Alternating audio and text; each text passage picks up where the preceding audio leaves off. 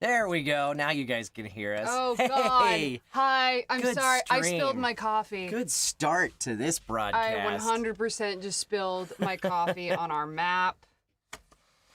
Oh, shit. man. Balls. Okay. All right. I'm going to try getting back in without spilling coffee. Cramped quarters. Oh. Cramped quarters in this setup. Hi. Hi, everybody. Not the coffee. Welcome to the Board and Barrel in the off-site location. Linda can't be... Okay. No sound. Sound. Yeah, I fixed it. Okay, good. I fixed it. I can see. Yeah. Okay. I can see that there is sound now. Coffee-themed dungeons. Whoa, my sweater looks really bright on this monitor. Yeah, on that one. It's not this bright. This is closer to. Oh, okay. Yeah. That the colors on the TV are wrong. Wrong. Oh my God, we're gonna be so bad at this. Oh man, like, this is gonna be horrible. So I don't know how many of you guys have been watching this Twitch channel for a while, but we did one case of the Sherlock Holmes game a long time ago on Twitch. Yeah, we did. I think it was case 2, maybe? Probably. Case 2 or case 3. We should just do it again so that we don't look so shitty at it. There's nothing we can do to stop ourselves from looking bad at this game. Okay. This game is hard. This game's so hard. Like we're not gonna solve this. It's so hard that I stopped wanting to play it. Really. Yeah. Like I mean, I like it because I like puzzles and mysteries. I like and things, puzzles but too, but this makes me feel stupid. Yeah. Because it's so hard. But anyway. Yeah. Obviously you guys know that this is not the usual setup for the Board and Barrel. Right. We are at our house instead of at Eric's. Eric and Dustin are both out of town. Because holidays. Because it's the holidays. Happy holidays. Crowley, what are you chewing on? Crowley? Oh, that's a magnet. That's an avalanche magnet that he's destroying. Good thing I have about 12 more of them somewhere. I was gonna say that's not a big deal. You should just let him have it. I don't want to let him have it because he could choke on something. Crowley's if I can eating a get magnet. up. It is very cramped quarters in here. Yep. Guys. Where are you going? What are you doing? Oh, great. I've got it. Perhaps the dog should leave. I didn't put him in here. Crowley! You wanted him sitting on the couch. I'm gonna get our puppy. The show. Come here. Well, yeah, but he wouldn't do it because he sucks. Leave. Okay. Go terrorize the cat. Okay. That's a good plan. That's what he'll do. I know. He terrorizes Simon. It's really sad, actually. I got really mad at him this morning. Okay. I'm almost back on the couch. Ugh. All right. Okay. So Kyle and I are talking about this case because we don't remember if we did it or not. And we think we did, but we think we were so bad at it that if we do it again, it's really not going to matter. Probably not we're gonna still matter. Going to lose. Because we're still not going to figure it out because I don't remember. I glanced at it and I remember some of the names, but I don't remember the story and I do not. No. I don't remember how it was solved at all. Yeah, me neither. But I have I'm the a memory little of a goldfish, so I don't. Yeah. I could do any of them over again and not remember much. Yeah. I don't know. So I just don't want to get through it and then be like, oh, I remember how this goes. Yeah. What do you guys think? Should we try this one again, even though we might have done it? It'll be new to you no matter what. Because you guys haven't seen one since. Should we like, case definitely choose a new one, like that we know we haven't done? I got a couple shout outs that came through during the pre-show. DJ Music Studios resub right there just reminded me. So let's scroll back just a little bit. There we go. Emil resubscribed, one of our lovely moderators. Emil3361 resubscribed for a 33rd consecutive month. That's a lot of months that I've been doing this. I mean, obviously intermittently doing this, but right. Emil's been here since basically the very beginning of subscriber days. I think Emil is It has that first, yeah, there it is, the little first badge. Oh. One of the first 25 people or something to subscribe to the channel. And Emil's message was, steals your G. Thanks, Emil. You already have more G than anybody else, myself included, so what do you need mine for? Duelmaster66 resubscribed for a 23rd month. Thank you for sticking with Hacker Clan. DJ Music Studio just resubscribed for a 27th month. Yeah. And said, happy holidays, everyone. Good to see Katelyn on stream again. You got this. Thanks. Thanks, guys. That's really sweet Greg of you. Chun's watching. Shut up. Greg Chun. Hi, Greg. Happy holidays. Hi, Greg. Oh my gosh. Greg Chun, for those who don't know, Greg Chun is rad. is a voice actor. And it's actually, you guys should know Greg because he was the voice of Adam in Nier Automata. He came here, right? He did. Greg and Cassandra tried to do a Nier stream with me on a day when Twitch's servers were just dead. So it did not work at all, unfortunately. Lame. He forgot about that too. Yeah. Oh yeah. I remember that. I remember you guys coming over. Yeah. Yeah. Shout out to Greg Chun. We need to do that again someday. Yeah. So today we're not playing Nier. We're playing a tabletop game, and it's barely even a tabletop game. Like we've got stuff. We got a camera set up here for you guys to see the top of the table. I love that little thing. I love the beer clinks. Yeah. Oh, look, and there's chat on this screen too. Oh my god. So you guys can see the chat. Oh my god. Except everybody's orange for some reason. Well, anyway.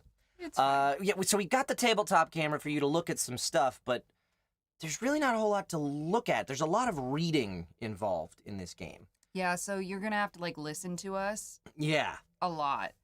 Which is like really all like that's really all I do. You usually normally you have me read, and then I'm focused on doing character voices and not paying attention to the game anyway. So I take notes because he's fucking around. Yeah. Oh yeah, and there's a nice overhead shot of Katelyn's coffee. Oh, there's my coffee. You can see that I'm a child.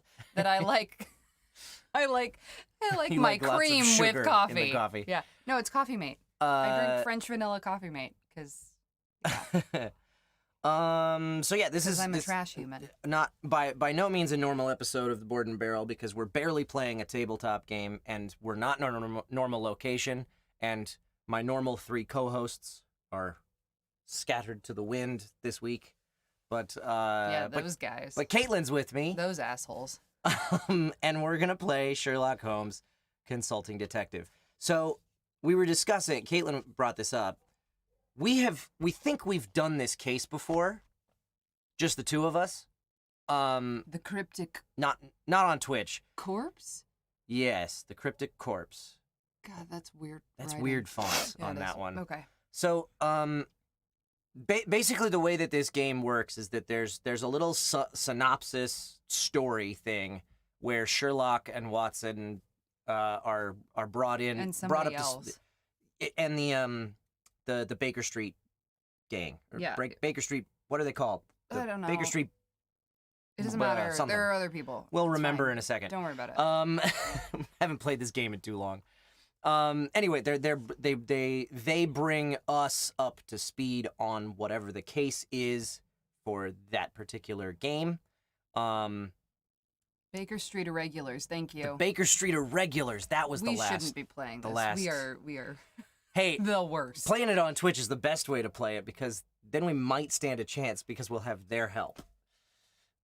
It's hard, you guys. Like, it's not just. The first case. You have to actually like be like Sherlock Holmes. Like, you actually have to take all of the information. Everything, and it could And be make something so yeah. small.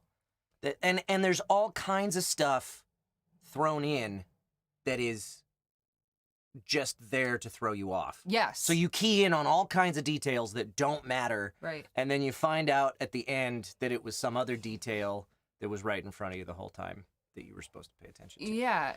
Yeah. And it's Basically. usually like you really like all of the answers that we've, read through. Take these off. I've just been like, oh my God, we really had to like reason this out. Like, Yeah. you have to, like, actually use your logic, otherwise you're not going to get it. I remember the very first case, because this game. Let me move this into the shot a little bit better. This is the game. This comes with 10 cases.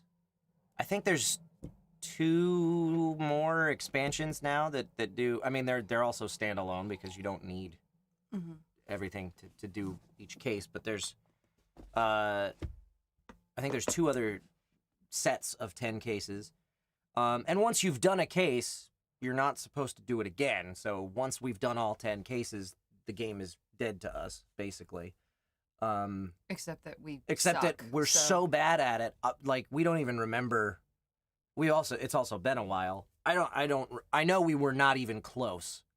Whatever the last case was that we tried to play. I think it was together. this one. It probably was. And then I think we were like, "Fuck this game. We're awful." Yeah, and it sat on a shelf Yeah. for the past year, I think. So we're breaking it back out. So anyway, so we're trying to debate on whether or not we want to do this case again or for the first time for our viewers, or just go for the next or case. go for the next one. Why don't you pull? What's the next one? Pull out the next one. The next one, I think it's the Curse of the Mummy or something like that. Which I think we also tried to do. Really? That sounds familiar too. Yeah. Really? While Kyle's pulling that out, we also have, while we're trying to solve the case, we have tools that we can use. We have newspapers that have information on them. And then we have a map of London that also can help us with locations and with, like, trying to figure out, like, would they have enough time to get from there to there to there or whatever. We also have this thing, the London Directory, where we can look up where to find people if they mention them in either the newspaper or in the actual case file. So there's a lot of tools at our disposal that we can use to try to find things. And the locations tell us where to look in the case to read whatever the next thing is that we're investigating. Yes. The premise of winning the game is, like, there's 2 layers to it. Right. There's an envelope at the back of each case file, if I could go back here, that has all of the final answers written on it. There's also a set of questions that are printed upside down there. When you decide to try and attempt to solve the case, you flip to that back page and you go through all of those questions and you write down your answers. And I think there's a set of like 8 questions or thereabouts. There's 4 main ones and 4 bonus ones. Yeah. Or maybe it's 5 and 4, or 5 and 5. I don't know, somewhere around there. And each time you use a different location that you look up in the case file, that's one. You're supposed to mark down each time you go visit something, because at the end of the game, then after you've written down all your answers, you read the solution, which is Sherlock explaining basically how he solved the case. And he'll show and what... he shows where he went and who he talked to. Yeah, what clues, what hints he used to do it. And if you use less clues and hints than he does, you win. You'll never win. No. Because he uses like 2. Yeah, he goes like... And you're like, what? He goes to like maybe 4 places at the most. Mm-hmm. And in order for us to solve it, we usually have to read the whole damn The book. entire thing. So we're not... And we still don't solve it. Yeah, usually. no. So we play this game just to try to get the right answer. We don't care if we beat Sherlock, because we won't beat Sherlock. So this was the next case. And you think we did that one too? God, got a frog in my throat. I think there's actually a scoring system where it's like you get 10 points for each of the main questions you get right, and then a certain number of bonus points for each of the bonus questions you get right. And then if you use... We totally did this one too. Okay, so we need to move. We need to move way forward. And I don't remember how this was solved either. That's... What is that? Oh, that's case 8. Case 7. The Banker's Quietus. Yeah, this seems like we don't know this. Okay. Then I need to pull out some more newspapers. Those are right there. What's the date on the front? The 11th of April, 1890. 1890. That's this one. This is the present day newspaper. Oh, and the other thing that sucks, or is cool, depending on how you think about it, is that past newspapers from past cases can sometimes help you solve the present case. Usually not with the main questions, but the bonus ones. With the bonus ones, which is annoying to me and I hate it. Okay. So yeah, as you go through the game, it gets harder because there's more information to sift through, and the cases get more complicated. So we're not in great shape here. No. The odds are not in our favor. But we're going to start with the banker's quietus. Is that what that says? Yeah, that is what that says. The banker's quietus is what this case is called. I don't even know what a quietus is. Case 7.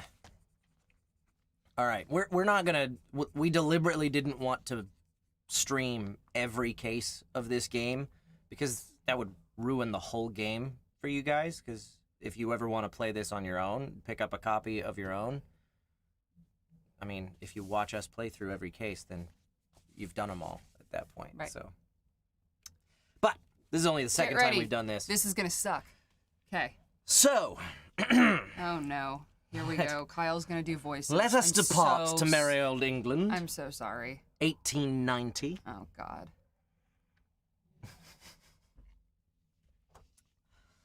His Watson's my favorite. It's definitely not inspired by Martin Freeman's No. Watson at all.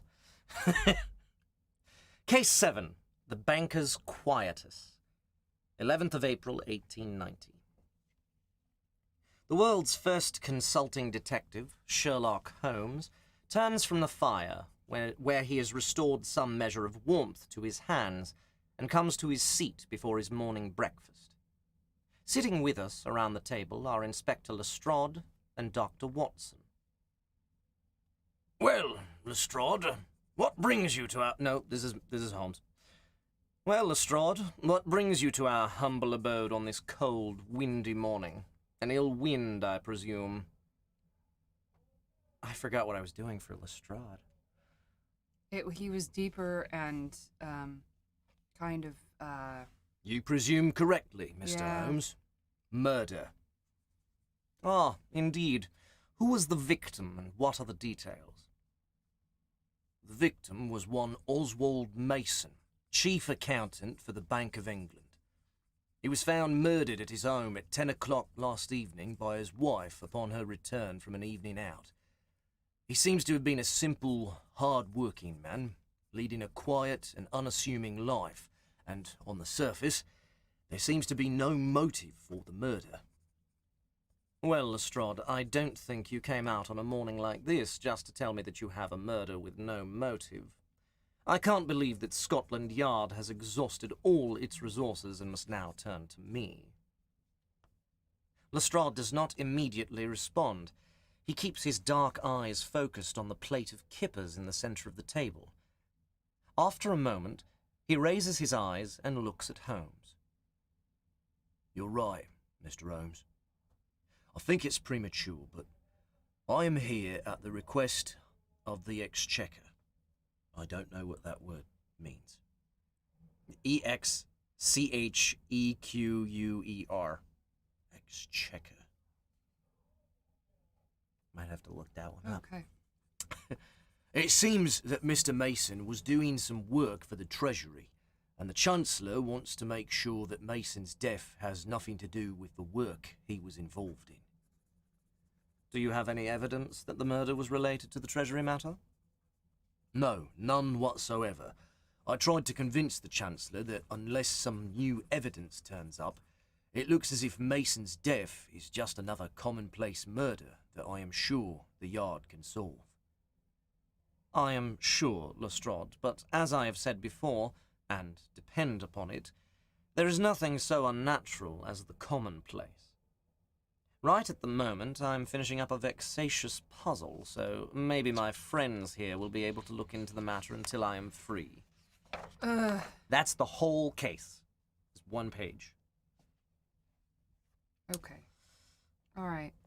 Exchequer? What the fuck does that mean? I don't have any idea what that means. I'm gonna use Google. Can I do Maya's voice from the Goblin Emperor? Clearly, crystals.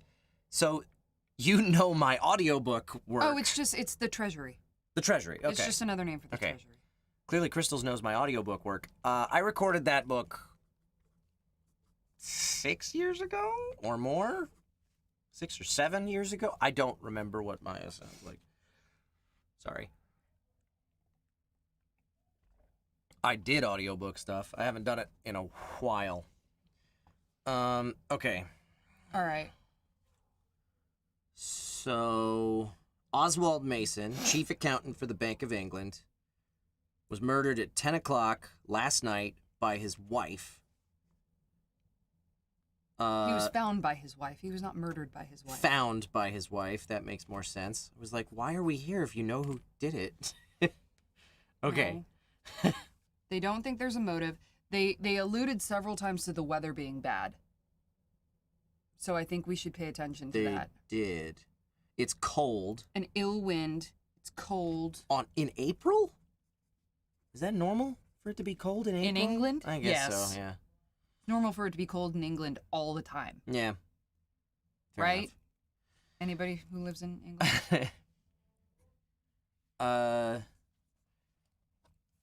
Yeah, it's cold in England, says Emil. Okay. Yeah. It's fucking freezing. In April. Didn't say. Emil did not say England. Yeah, it's cold in April. Cold in April, yeah. All right. So, yeah, because there's a fire. And and it mentioned, like, he's restored some measure of warmth to his hands. So, so it's cold. Windy. And then, like, what brings you to our humble abode on this cold, windy morning? Yeah. An ill wind. Indeed. Okay, so I don't think you came out on a morning like this just to tell me you have a murder with no motive. I think it's premature. Chancellor, okay, it seems that Mr. Mason was doing some work for the Treasury and that the Chancellor wants to make sure that Mason's death has nothing to do with the work he was involved in. So there's a Chancellor. There's no evidence that the Treasury has any relation to his death. No. But it doesn't seem like there's any evidence of anything related to his death. Simple, hardworking man. Why didn't you tell us how he was killed, Lestrade? Why do we have to go find that out for ourselves? Professor, nothing to report. Hey, thanks for the subscription, JLG Addict. 5 consecutive months. Thanks for sticking with Hacker Clan. Okay, all right, so what are some ideas for things that we want to go find? Do we want to read the newspaper first, or do that's probably a good idea. We might be able to get some more details about what happened.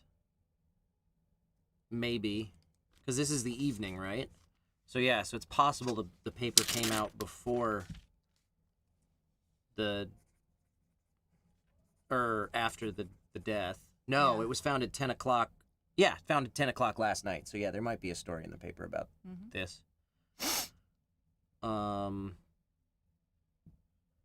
At least in the deaths. Maybe not, though. Yeah. No, okay. I'm looking at it, and I don't see any in the deaths here. No, it would probably be a bigger story, I would think.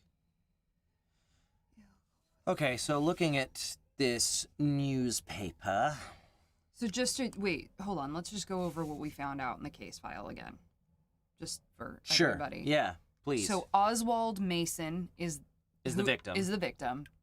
Lestrade had You guys know who Inspector Lestrade is, right? He's the chief detective at Scotland Yard. Yeah, Scotland Yard. And obviously we know Dr. Watson. So they made mention that the weather is cold, and they pointed it out, which to me, I know that sounds stupid, but like when they point things out, yeah, it's it may help figure something out. It might. So Oswald Mason was found murdered in his house at 10 p.m. by his wife. Question, why wasn't she there? Where was she coming back from at 10 p.m.?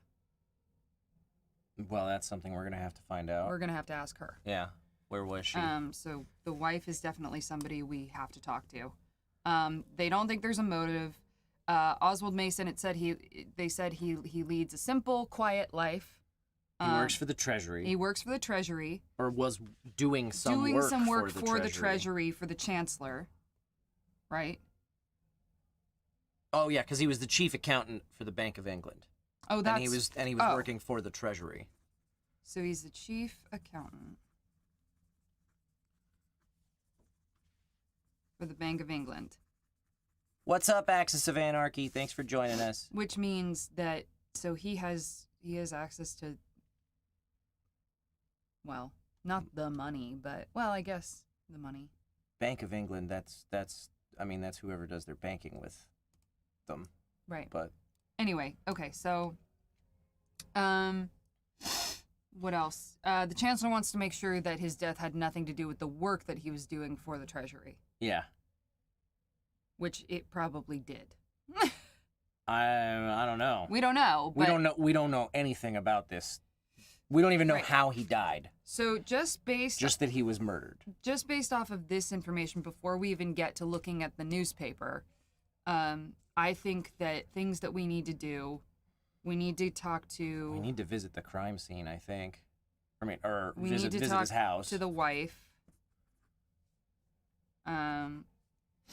I think we need to figure out how he was killed, so we probably need to go to the autopsy guy. Well, we might find out how he was killed by going to his house. Okay. Because there ought to be... I guess not. If it was last night, there might not be any detectives still at the residence. We don't know. We probably need to talk... I mean, these are just ideas. This isn't necessarily what we're going to go do, but... Yeah. Also, guys, we didn't talk about this, but there's on the... Oh, no, it's on the back of the rule book, I think. Yeah, there are several people... Informants. So there's a list of a few people to go talk to when you start to get stuck. Yeah, let's go through these just so that you know. So yes, if you get stuck, these are people to go talk to. Sir Jasper Meeks is the head medical examiner at St. Bartholomew's Hospital. He does the autopsies. H.R. Murray is the criminologist. He analyzes items and substances found during the cases. There's Scotland Yard, which is just the police, usually Lestrade and Gregson. Disraeli O'Brien, archivist with the Office of National Archives, compiles legal and criminal records. There's Somerset House, which is records of births, deaths, marriages, and wills. There's Edward Hall, who's a lawyer at the Old Bailey Court, source of information on court cases and legal affairs. There's Porky Shinwell, owner of the Raven and Rat Pub. He's a source of information on illegal affairs and underworld figures. There's Fred Porlock. He's a rat. Fred Porlock, member of the criminal underground, leaves coded information about the activities of Moriarty. Moriarty is part of this game too. Yeah. Leader of the criminal underground. He's been related to 2 cases so far, I think. Yeah. At the Parsons and Son toy shop. There's Henry Ellis, reporter for the London Times. So information on current events, mainly on foreign affairs. Quentin Hogg is a reporter for the Police Gazette, source of information on criminal cases. Mycroft Holmes, of course, Sherlock's brother, source of information on all things related to politics and government. He might be... No, I don't know. We'll see. We don't know enough yet to Langdale, know who else to talk to. Langdale Pike is a social columnist, so he knows all the London society gossip. Doesn't sound like he's going to be. There's the Central Carriage Depot, which is a meeting point for the London cab drivers. Source of information on the movements of suspects. There's Lomax, which is a librarian, who is a librarian at the London Library, to be consulted for any encyclopedic research. And then, of course, Sherlock. You can go talk to Sherlock. Yeah. When you're really stuck, you can try and go get a hint from Sherlock, and it won't help. Right. No, because he'll be like, "Get back out there." He'll have something for you usually, but it's often something you've either already figured out or you're like, "What? Where did that come from? I don't even know what that means." Sir, Clearly Crystal's Jasper Meeks is the morgue, basically, because he does the autopsies. So, yeah. There's not a specific morgue, but he would be that for us. So we know we need to find out how he died somehow or other. Yeah. We need to talk to his wife, find out why she was coming home at 10 o'clock at night in 1890 London. Right. Not normal for the wife to be out without her husband that late at night. Right? Yeah, no, it's not normal. That's why I said it. Yeah. Oh, no, the dog wants it. Dog's trying to get in here. He'll destroy everything. Who was killed? Okay, what else? let's... we probably, I think we're probably going to have to go try to talk to the Chancellor. Yeah, find out why he thinks this death has something to do with him, because what's going on at the Treasury that would necessitate killing this guy? What kind of work was he doing for the Treasury? Right. So those are the things that I think that we might think about following up on. Yeah. I don't know why this message isn't coming up in the feed, but I see that JLG Addict said, "How's it going, Kyle and Katelyn? I just finished my playthrough of Astral Chain. How's your playthrough going?" We finished it, and we'll be starting a new game, or an old game. We're going to be going back to Original Nier, tentatively on Monday at 4 o'clock Pacific. Tentatively. Okay, so now we're going to go through the newspaper. There may or may not be things that are helpful. Yeah. The wife would probably be able to tell you how he died in general terms since she found him. Right. Yeah. Like, we definitely have to talk to her. Yeah. Like, there's no way. She's a definite. But we're she's just my not sure. She's my first on my list of people to talk to. But I mean, you don't. The thing about this game is you don't go talk. Like, it's not, I'm going to go talk to this person. It's, I'm going to go to this location in the hopes of talking to that person. But you don't know what you're going to find anywhere you go until you get there. Yeah. I mean, I'm assuming she's going to be at home, but we could also miss her. Yeah, we could also go to the house and find she's not there. Okay. Anyway, so let's look through. This counts as one of our things that we. This does not. No. This does not count. No. Okay. The newspaper is free information. Got it. This doesn't count against our point total or whatever. Oh no, just free access, not free. Okay. So let's see what we can find out from the newspaper. Let's see. There were a couple births. There was a wedding between Mark Wallace and Elizabeth Constance. Frederick Mark Wallace and Elizabeth Constance. A few deaths. Jonathan Small, a hit and run carriage accident. Clara Mercy, after 5 months of painful but patient suffering. That's mysterious. Captain James Barnard Nichols, who was 34. It doesn't say how he died. Funerals. The London Necropolis. Oh, that's an advertisement. Yeah, for they're a ads funeral for funeral services. And Funerals by Clarence and one Robinson. for a cremation company, Winston Rawlinson. Which could be pertinent to Could be. this case. Should I read these? Funerals by Clarence Robinson, London Necropolis, Brookwood, private station, near Woking, 500 acres, exquisitely planted, most beautiful cemetery in Europe, 50 minutes from private station, adjoining Waterloo, refreshment and retiring rooms, cheap return tickets on Sunday for visitors, charges fixed by Parliament. And cremation, embalmment, and funerals from Winston Rawlinson, proprietor of the Reformed Funerals Company, burials in and out of London. Telegrams, Winston Rawlinson, London. Fixed charges for high-class work, Reformed Funerals Company. The personals ads. That one's weird. Errol, welcome home, Violet. Why is that in the personals? I don't know. Couldn't say that to her? Or send a... Just for funsies. I don't know. God, there's another note from a person to another person in the personals. What happened to sending a letter or something? I don't know.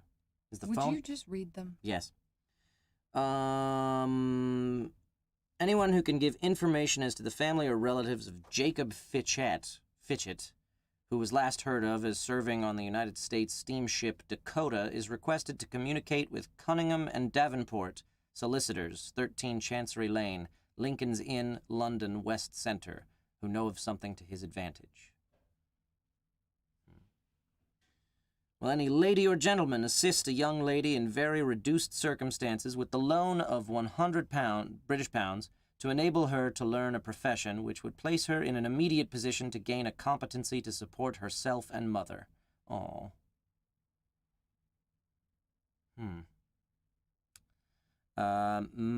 Madras Ice House. Notice is hereby given that the undersigned have, on the behalf of Mr. C.A. Ainsley, the administrator to the estate of Colonel G.A. Underwood, deceased, sold the above ice house and hold the net proceeds on behalf of the subscribers. All subscribers or their representatives in India are desired to inform the undersigned of the number and value of the shares held by them, so that the same may be registered and the amount divided proportionately among the subscribers who prove their claims. Binney and Company, Madras. Whatever. Monsieur B.J. Meyer of 6 Butchgasse, Frankfurt on the Main, purveyors of Rhenish wines to Her Majesty, begged to announce that frequent mistakes having arisen in consequence of orders being given to representatives of another firm of similar name, they request that on all such applications being made, their respected clients will be good enough to see that they deal only with the above old-established and well-known firm. Literary occupation: a lady or gentleman with £200 at command may secure a light and lucrative appointment with an interest without liability in an established city firm. Whatever. Sporting: live ostriches. Huh. There are ostriches in stock. That you can view. Yeah. Cool. Secondhand sporting guns. This could be important. An ad for a double barrel top lever 12 bore. Let's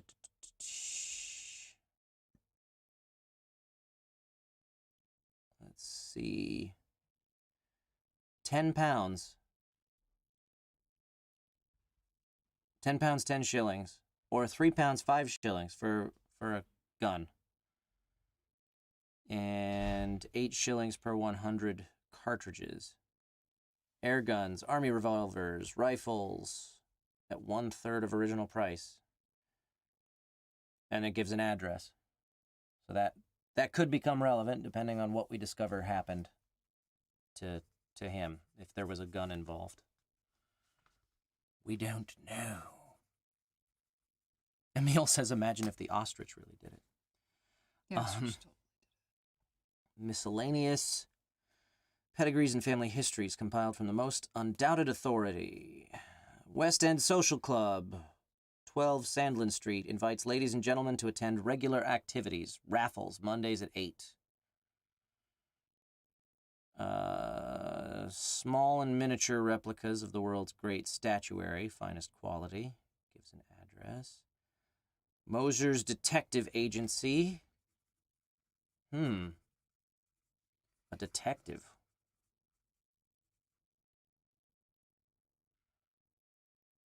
Telegraphic address, Shadows, London.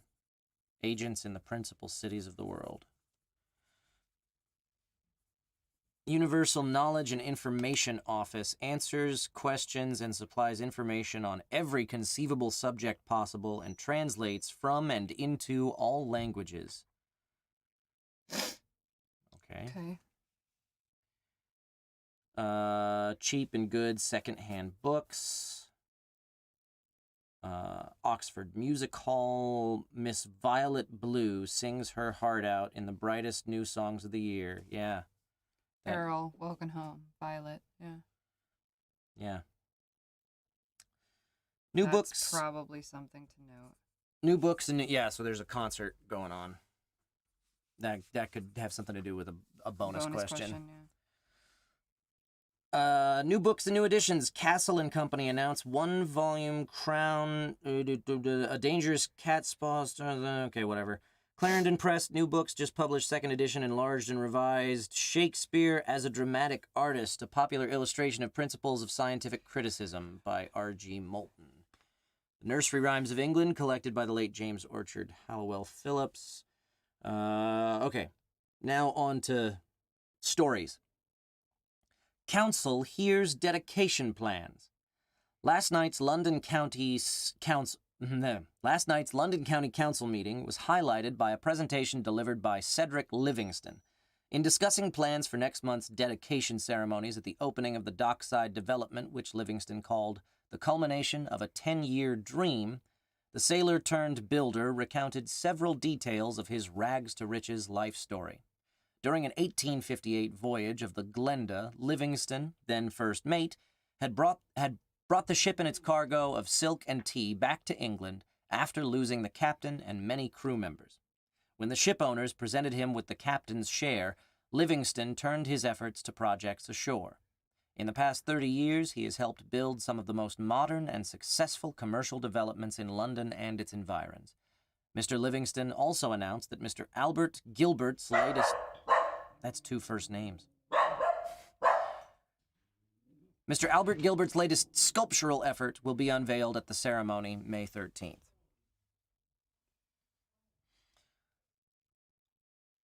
To the editor of the Times. Sir, I beg to suggest the organization of a small force of plainclothes constables mounted on bicycles for the rapid and noiseless patrolling of streets and roads by night. Your obedient servant, Fred Wellesley. What?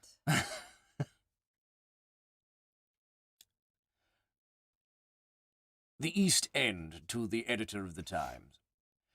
Sir, one who knows is perfectly right when he tells your readers that the police must act before the philanthropist can step in.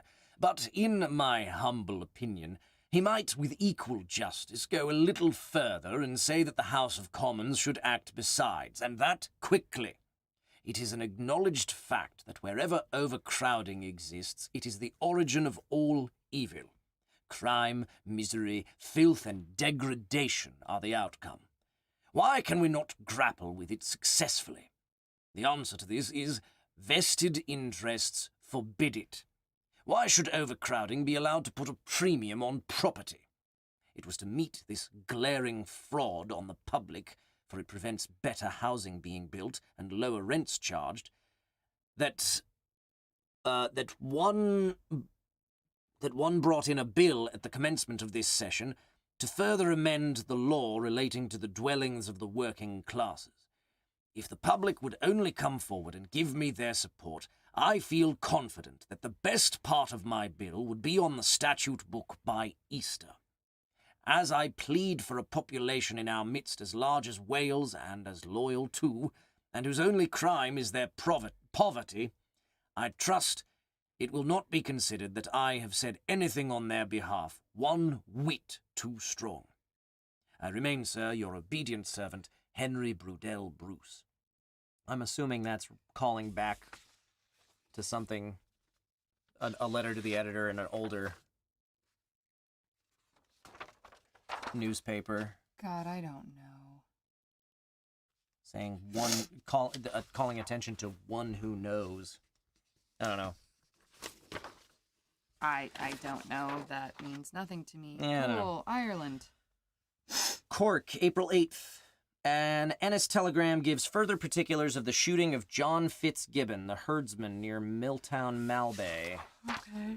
Fitzgibbon was leaving his house at 6 o'clock in the morning to fodder cattle when 2 shots were fired from the cow house, 1 bullet passing through his body. It is feared the wound will prove fatal. The farm is on the property of Mr. J.D. Wilson, an Englishman, and was purchased by a well-to-do farmer named Cullinan at 21 years' rental. This caused bad feeling against Cullinan, as the purchase was calculated to increase the selling price of land. Fitzgibbon was repeatedly warned to give up the situation, and Cullinan received threatening letters. Okay. Queen Anne statue. Yesterday afternoon, the Lord Mayor, Sir Reginald Hanson, unveiled the new statue of Queen Anne in front of St. Paul's Cathedral. The monument, which is in Sicilian marble, is a replica of that erected in 1712 by Francis Bird, an eminent sculptor, to commemorate the completion of the cathedral. It had in recent years become dilapidated. Foreign and colonial news. The Sultan and the Tsar, by an imperial trade issued today, Fuad Pasha is deputed to proceed to Livadia to convey the Sultan's greeting to the Tsar on occasion of His Majesty's visit to the Caucasus. The unemployed in Rome, a meeting of working men out of employment took place on the Piazza Dante today, this being the first occasion on which the unemployed classes have been permitted to hold an open-air meeting in the city. The meeting was addressed by several working men who complained of the grievances of the poorer classes and demanded work and assistance for those out of employment. The yellow fever epidemic. 94 fresh cases of yellow fever and 7 deaths have been recorded here during the past 24 hours. Ooh. That's of note. Oh, that's in Jacksonville. Never mind. Right, I forgot we're in foreign and colonial news. Oh, my God. New York. Further relaxations are being made in the quarantine restrictions, and the railway service to the south is again being increased. Up to the present, 2,403 cases of yellow fever and 242 deaths have occurred at Jacksonville. No very recent news has been received from Fernandina, owing to the only telegraphist there having been attacked by the fever. Prince Bismarck, Berlin, arrived here from Friedrichsruhe at 9:15 this evening. Football in New Zealand. The English football team arrived here from Australia on their second visit to this colony, and today played a match against the 15 of Auckland. The game was hotly contested, but in the end, the Englishmen proved the victors, etc., etc. I don't think we care. Murder in Bloomsbury.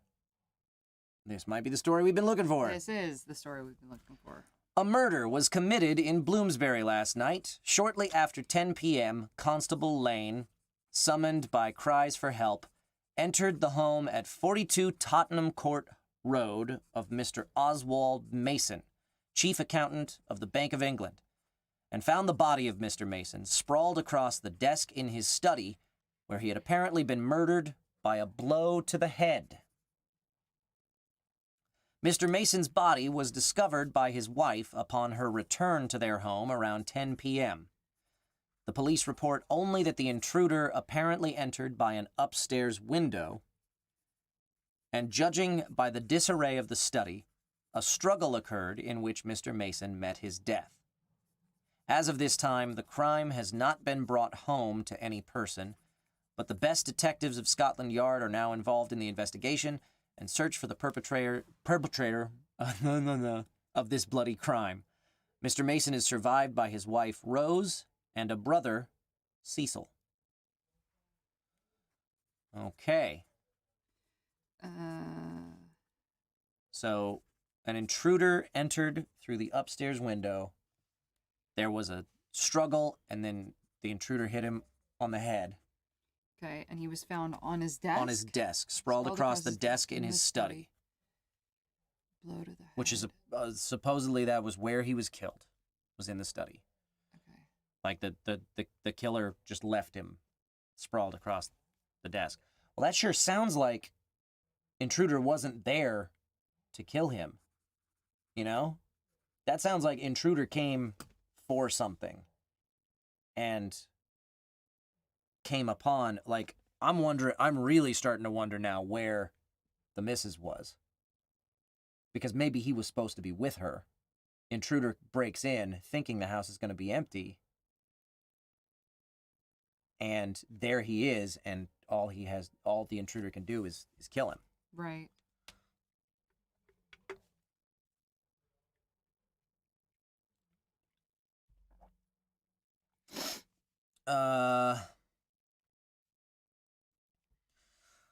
To the editor of the Times. Sir, paying my daily visit to my church this afternoon, I was surprised to find the caretaker in a semi-stupefied state. Asking her what was the matter, she told me that a man had just entered the church, and finding her all alone, inquired whether I was in the vestry.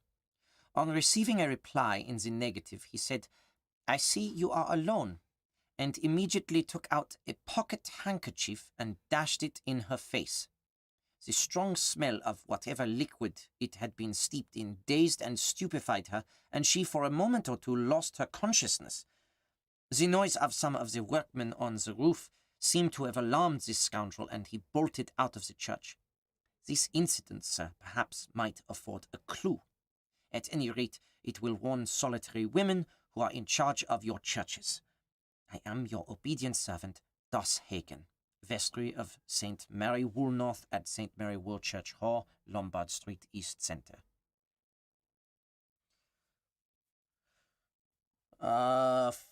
Four men who were employed in lifting sand near Glengariff were returning to Bantry when their boat was caught in a sudden squall and capsized. They were all drowned. Their bodies have not been recovered. A man self-dubbed the pioneer of husbandry reports his work to have yielded a new species of sheep, which produces superior mutton. Central Criminal Court, April 10th. Harry Atkinson, before Mr. Justice Denman. Harry Atkinson, 21, tanner, was indicted for wounding Lucretia Prim with intent to murder. Mr. Meade and Mr. Wilfred Robarts prosecuted. Mr. Faversham, at the request of Mr. Justice Buchanan, appeared for the defense. The prosecutrix, a girl of 15, was employed as a waitress at a coffee shop in Bermondsey, at which the prisoner was a customer. On the day in question, the prisoner entered the shop and asked the prosecutrix for a cup of tea. That's a weird word, prosecutrix. The prosecutrix served him one and asked him whether he would have some bread and butter, but he answered in the negative. The prosecutrix was walking out of the shop when the prisoner, having locked the doors, caught hold of her and cut her throat with a penknife, inflicting a serious wound, after which he left the house. The prosecutrix was taken to the hospital, where her wound was attended to. Mr. Faversham, addressing the jury for the defense, submitted that the prisoner was of unsound mind at the time and not responsible for his actions.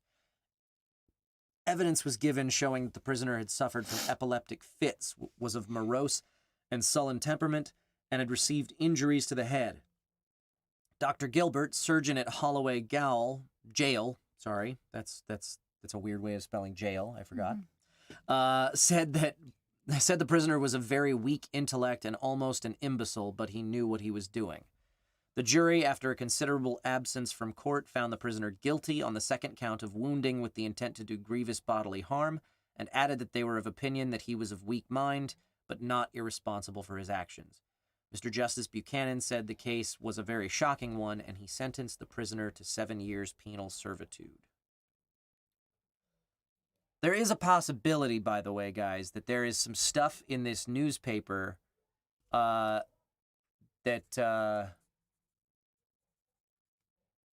doesn't relate to the case, but relates to something else of matter. Like something in the bonus questions could have absolutely nothing to do with the main case. Particularly since this is one of those where Sherlock's like, you guys deal with that. Because I remember there was one case where Sherlock was just like, hey, I'm busy, guys. Here's a newspaper. Just go look at that. There's something of interest there. And he was like, he gave us the case, but he was very busy off dealing with Moriarty stuff. And so we had a bunch of bonus questions about that, I remember. Yeah. So there's a possibility that there's something that matters in this newspaper that has nothing to do with the murder of Oswald Mason. Anarchist found dead in rooms. A man identified as Nikolai Gorsky was found shot to death in his room near Aldgate Station. A Russian exile, known to be involved in exile political activities. Police attribute his murder to those warring Russian factions. Parliament has asked the Home Secretary to bring pressure to bear upon foreign governments to end their use of British soil as a battleground for foreign internal strife. A similar request last year fell on deaf ears, but it's hoped that recent events will change that circumstance. We're almost done with the newspaper, guys, I swear. Evanson and Co. gift shop reported a break-in Wednesday night. What day is it today? It's Friday. So that was the day before the murder. It was Wednesday. The lock on the back door had been forced open. Nothing appears to have been stolen. The safe in the office had not been tampered with. I wonder if that's related. Know what I mean? The lock on the back door. Could have been the same person.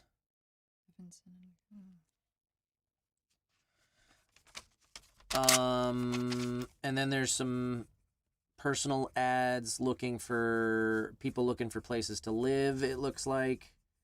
And an ad for a bicycle.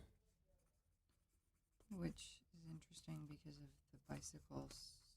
Because of the guy saying that there needs to be bicycle cops. Yeah.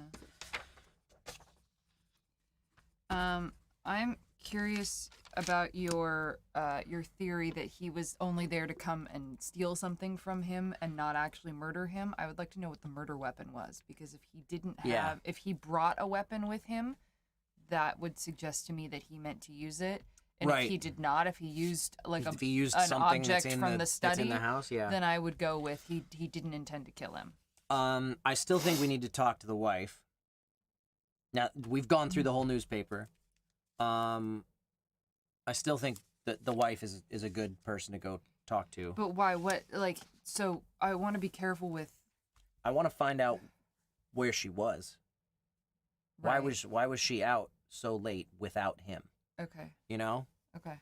I think that's important. We could also find out potentially what the murder weapon was from her. I kind of doubt it, but you never know.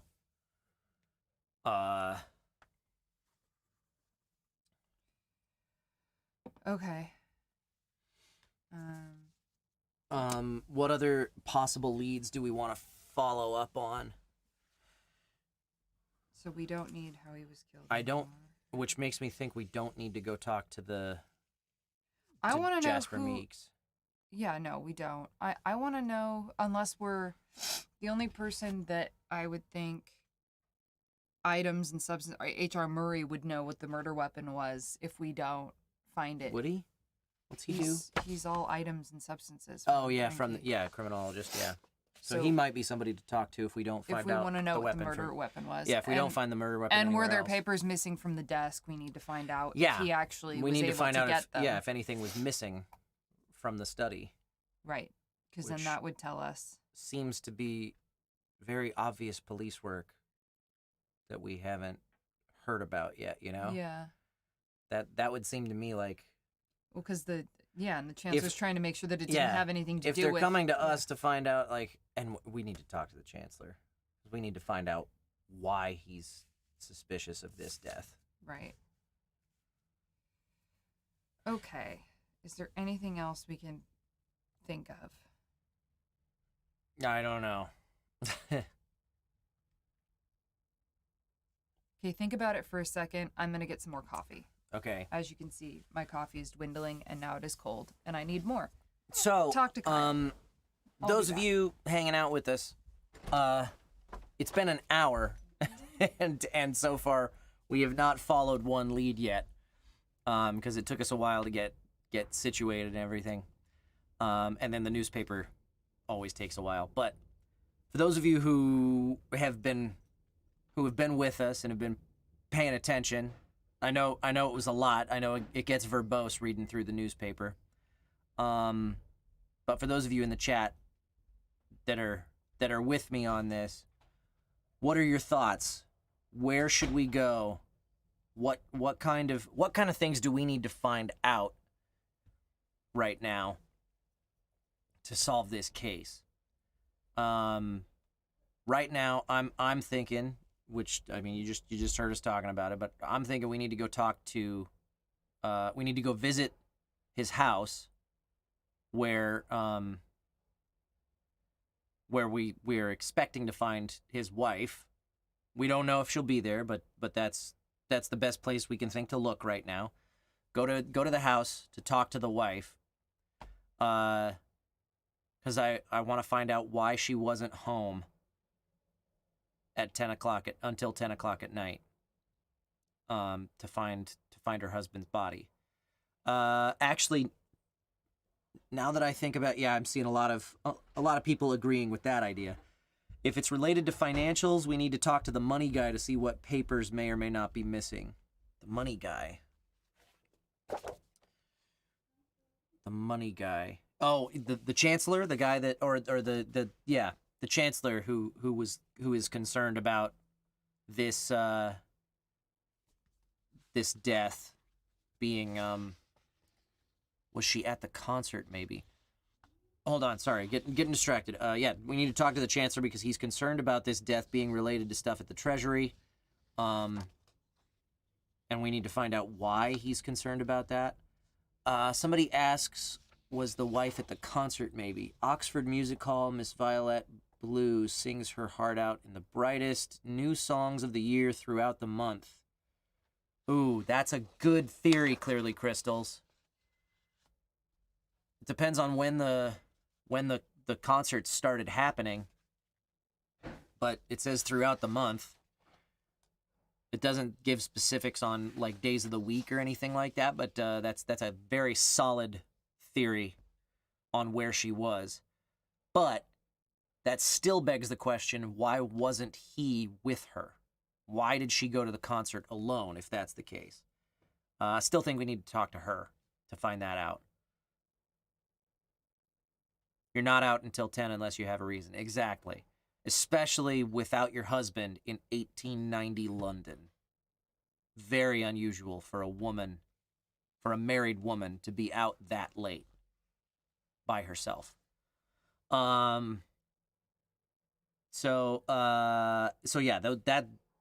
one lead that we need to find out. I was gonna say something about an autopsy.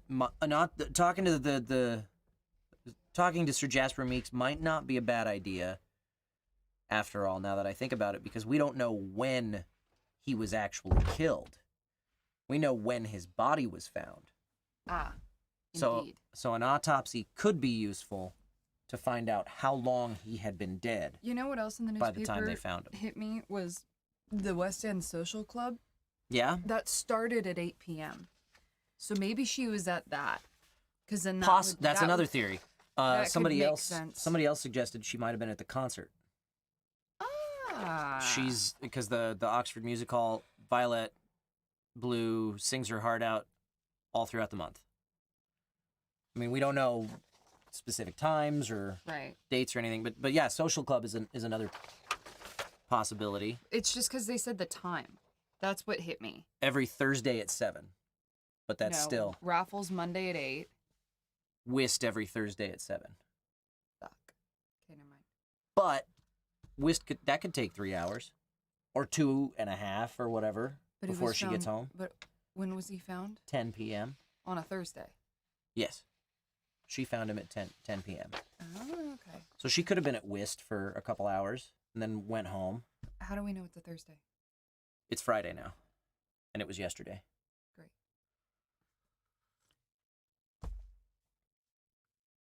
The backstory of this dude, who was he? What was he doing recently? Right. Which all we know is he's working for the Treasury. Yeah, we know he works for the Bank of England. He's a chief accountant. Yeah. And he was doing some work for the Chancellor, the Treasury, and the Chancellor and the Exchequer want to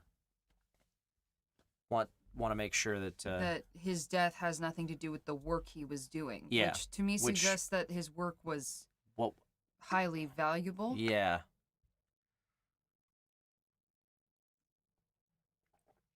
So, yeah. Okay, so who are we thinking we really need to follow up with? We definitely want to talk to his wife. That was the number one thing that people said. All right. We want to talk to the Chancellor. Okay.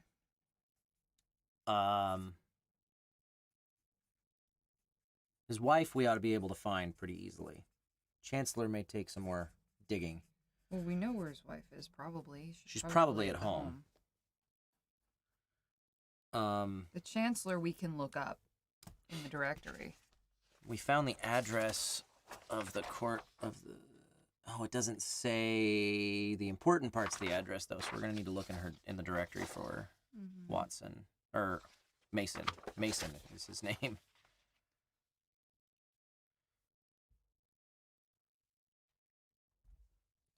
Yeah, we're not super far in, Silver. We just...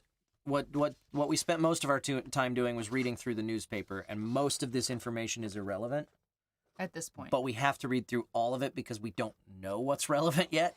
I think, Blinksy, I think you're totally right. I think it was definitely something blunt, and I think I want to say it was probably something, because the study was in disarray. Yeah, I suspect they picked something up off that desk, hit him on the head, he fell backwards.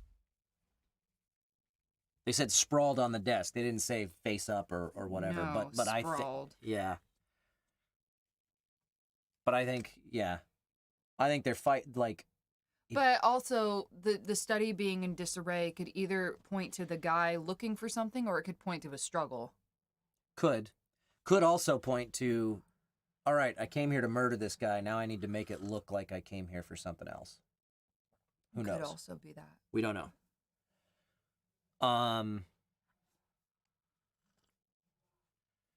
Yes, Emil, I think that... Yes, they are able to approximate time of death. It's so not as accurate as... We can find that out. Silver, the newspaper told us that the intruder came in through an upstairs window. Which means they were... How'd they get in? Yeah, how'd they get up there to go in through an upstairs window? A ladder or something? Or they climbed a trellis or something like that? I don't know. I mean, more to the point, we have to go to the crime scene. Yeah. Maybe we'll find out. Yeah, we gotta go investigate. They got in, because like how the fuck did they get to the upstairs window? Mason Oswald, 42 West Center. Okay, so we are gonna go. That's that. We're gonna go visit the crime scene and see what they have to say. For those curious, there is a map here of London. We may need it for something, because sometimes there are directions that are like, it was a block east of such and such or whatever, right. And then we'll look at it. We're going to 42 West Center, so there's different sections of the map. Which are notated here. This is East Center, West Center, Northwest, Southwest, Southeast. Obviously, this is the Thames River, if you're familiar with London at all. Even if you're not, that's what that is. But and they do have the real, like it's accurate. Like they have the real places. Yeah. That were here. So Buckingham Palace is over here. They just have it broken up into the 5 sections. Here's so that Waterloo Station. I'm trying to think about things that are famous. British Museum. British Museum's here. So yeah, this is London. Yeah, but anyway, we're going to 42 Tottenham Court Road. It said in the directory 42 WC. That's West Center. So if you're trying to find it on the map, you're looking for the number 42 somewhere in this area. I see 43. There it is. So that's where we're headed. The map is really not important unless you can't find a specific number for something without looking at it. Linksy says, so do they know what time the wife left the theater or whatever compared? We don't know where the wife was yet. Yeah, we don't know. We're only theorizing on where she was. We're speculating on where she was, and we think it's really weird that he wasn't out with her. Yeah, which is why we want to go talk to her. We want to find out where she was, why he wasn't there. 1890 London, and it was not common, I think, for a wife to be out and about without an escort. I think. All right, there is still a police officer on duty. Okay. Constable Parks, on duty at the Mason House, shows us the study, the scene of the crime. We find the study in shambles. The office chair has fallen back and all elements which were on the desk are scattered on the ground. The inkwell has spilled its contents on the carpet, and the stain has extended to a book which was apparently on the desk. The knickknacks from the commode have also been knocked over, but the furniture from the back of the room is intact. At the foot of the window, we also find the fragments of a completely destroyed plaster statuette. Wiggins is near the window, a magnifying glass in hand, examining the windowsill. Wiggins is the head of the Baker Street Irregulars.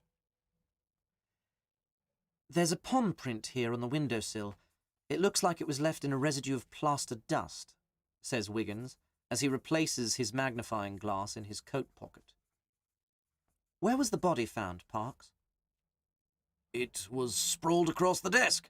You can see the blood stain on the top. The blighter put up quite a fight, I must say. How was he killed? Head was bashed in by a statue. It was sent over to the lab for old Murray to look at. Murray, that would be the criminologist. Yes. Is there any indication of how the murderer got into the house? It looks as if he entered by the upstairs window. It was found open, and it shows signs of forced entry. Who found the body? His wife. She said she was at her weekly whist game at the West End Social Club. Yeah! Hey, who said it? I said it. Oh, shoot. Look who's thinking. Look who's thinking. She arrived home around 10 o'clock and found her husband dead. Did she see anyone in or around the house? She said she saw and heard nothing. Is the room as she found it? Yes, she said that as soon as she saw her husband lying sprawled across the desk, she ran outside for help. Constable Lane came at the sound of her cries and took charge. The only things removed were the body, which was taken to Bart's, and some of Mr. Mason's papers, which were taken to Scotland Yard. Oh yes, and the statue, which was sent to the criminology lab. And where is Mrs. Mason? She was in a state of shock and was taken to her sister's, Mrs. Edward Farmer. Well, we found out very little from that visit, honestly, that we didn't already know. I was right. I mean, or couldn't already speculate. I was right. But we learned where to find the wife. So that's good. We learned that he was killed by a plaster statuette. He was killed by a plaster statuette. So that sounds like a crime of opportunity to me. Yep. Like the invader was there for something else. Yep. And some of his papers are taken to Scotland Yard. The wife was not doing anything unusual. She was out at her weekly social club event thing. Yeah. Normal for him to not be with her. So that suspicion's gone.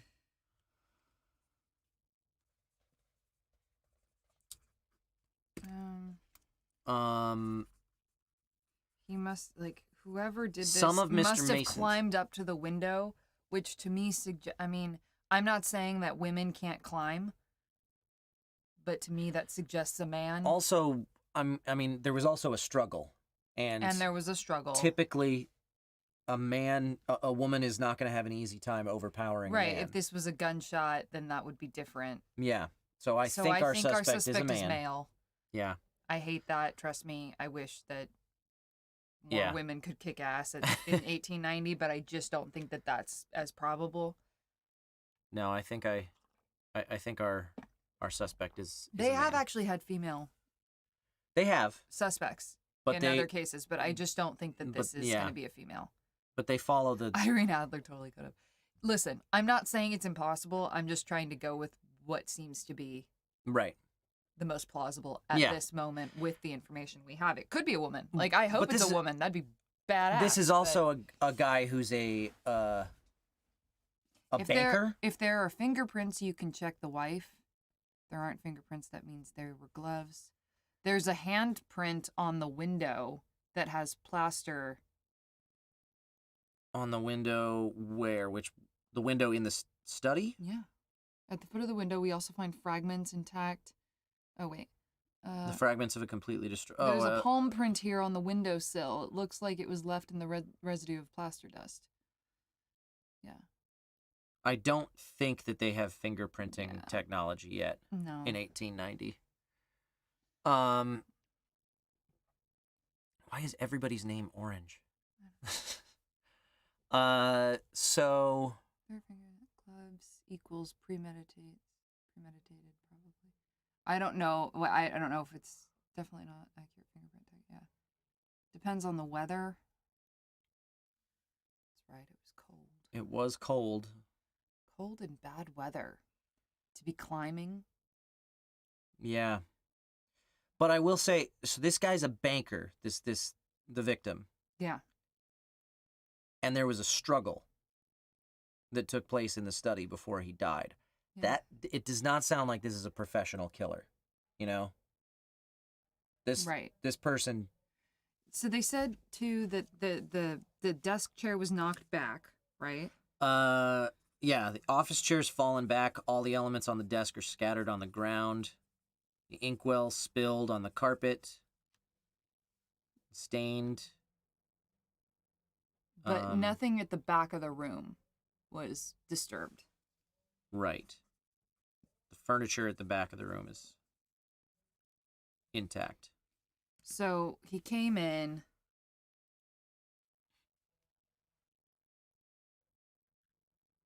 Presumably, the victim was sitting at the desk. I want to point out something else that's oh no, never mind. Just there was some of Mr. Mason's papers were taken to Scotland Yard. No, I know that. I wrote that down. But they said there was nothing else. Well, no, nothing else about the crime scene had been altered. We still don't know if the murderer took anything. Yeah, we don't know.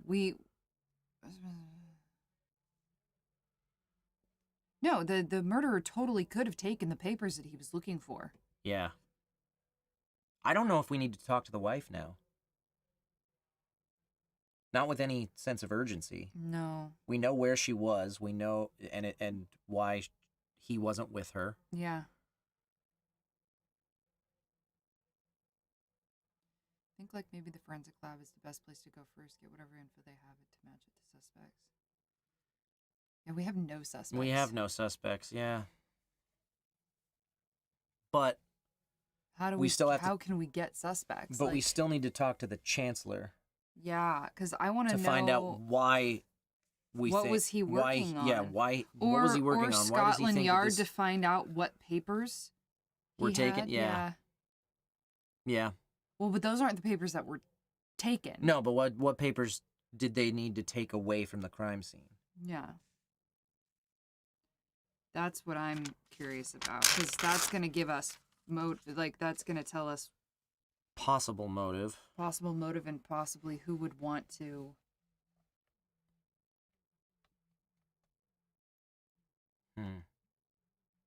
We have no suspects. No. We have to figure out who this might be.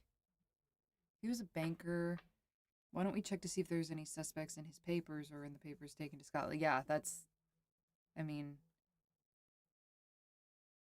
Yeah. I would say our tops to go to are Scotland Yard. And the Chancellor, if we can find out where to find him. But we don't know where to find him. Well, Bank of We could probably England. look up the Treasury or, yeah. Let's see. The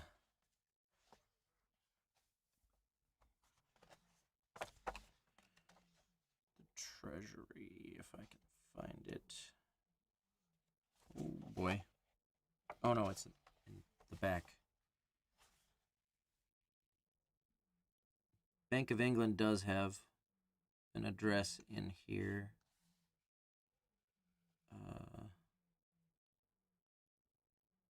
Government offices, Office of Records.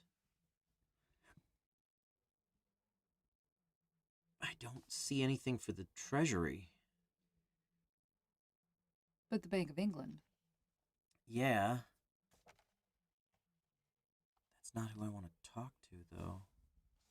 I mean, yeah, we could learn something there, but we could certainly learn more if we could find the Chancellor. Chase is asking us if we're hungry. Yes. Do you want food? Yes, I do. From where? I don't No. I can hear his phone out Yeah. there. It's funny.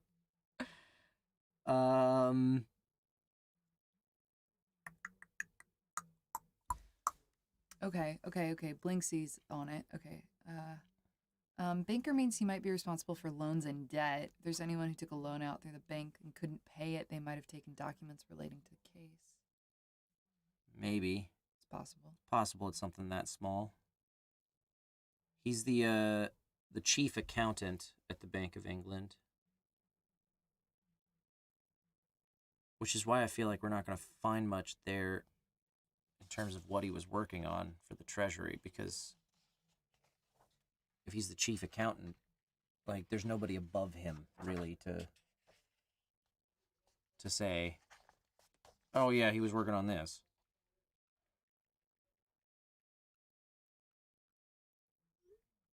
I can't find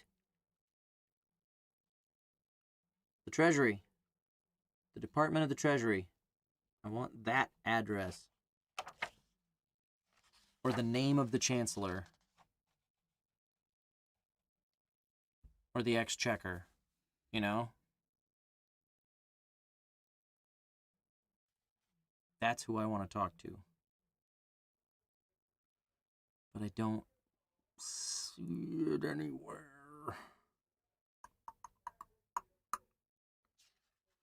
Meh. Yeah, Blinksy, the only thing that I think... Yeah, the window kind of suggests that it was somebody who was entering in... I mean, I don't know. Was it somebody that he knew? I would think not, because I think if that was going to be the case, then he would have just entered in normally and then tried to take the papers. It's still possible that whoever killed him didn't expect him to be home. Yeah. Totally. Seems unlikely since, well, we don't know what time it happened. The wife was gone early in, like, her whist game started at 7. Right. So he could have been killed at 7:30. Right. Or something. Right. Treasury! Ha! Found it. Okay. 12 Southwest. I want to go there first. Okay, so we're going to go to the Treasury. That's our second. Yes. That's our second lead. That's the word I was looking for. Lead. These are leads. Yes. We have to have less leads than Sherlock. No, it's not. It's just that you get points for answering the questions, and you get extra points if you happen to use less leads than Sherlock, which would never happen.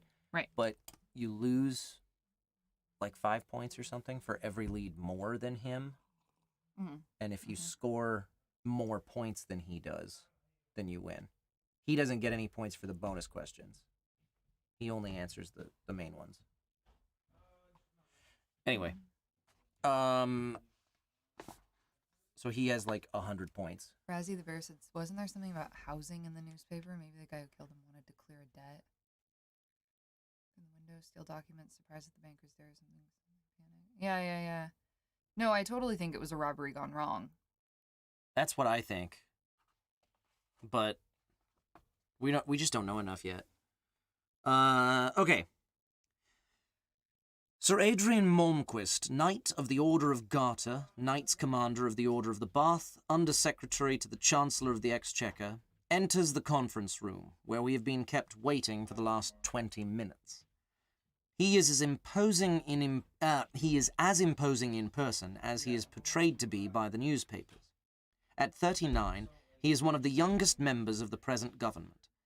He is tall, aristocratic in bearing, and moves and talks with great energy. Sorry to keep you waiting, but my meeting with the Chancellor ran longer than expected. Throws my whole day's schedule off. This won't take long, will it? Well, The Chancellor asked me to give you all the help I could, interrupts Sir Adrian, as he paces up and down the room. I only met the fellow 5 or 6 times. Capable fellow, very capable. Damned inconvenient, this murder. Damned inconvenient. Mason was to hand me over a report about irregularities. So far, the loyal opposition hasn't got wind of the affair, and it is important that they don't until we have cleared it up and have apprehended the culprit. I assured the Chancellor that the matter would be concluded this week. Bloody inconvenient. Could we... We have to get someone to replace Mason. Do you have any idea who murdered Mason? Has it anything to do with his work here? That's what... I must get... Please, Sir Adrian. If you would just answer a few questions, we may be able to throw some light on this matter. First, do you feel that Mason's death might have anything to do with his work at the Treasury? I wish I could answer that. I never expected it. There is no question that the investigation dealt with large sums of money, but murder, it just doesn't fit. It won't stop the investigation, just delay it. The papers that Mason was working on are all accounted for, but again, we had copies of all the important papers in our files, so taking them would not have stopped the investigation or saved the culprit. That brings us to the next question. Do you have any suspicions as to who the guilty party might be? No, I do not. You must understand. The investigation has to come from the outside. The findings must be above reproach, with no question of political advantage. That is why I have stayed out of the investigation. All I can do is give you what facts I have. That would be a good start. For the first time since he entered the room, Sir Adrian sits and faces us across the conference table. Here are the facts. As you know, the Exchequer is responsible for all financial business, I should say the financial well-being of the Empire. This year we were responsible for the distribution of some £600 million. A large sum to keep check of, but we must. 6 months ago, it came to the government's attention that Bacon and Company, one of London's largest investment houses, was in financial straits. Their difficulties had arisen because of their extensive commitments in South America, where political unrest, commercial instability, and the often irresponsible financial policies of various republics have made any form of investment highly speculative. The firm is solvent, but it is not in possession of sufficient liquid assets to meet its current liabilities. South American politics features largely in the story. Bacon's dealings were with foreign governments, the National Bank of Uruguay, the Buenos Aires Railways, and several other such enterprises.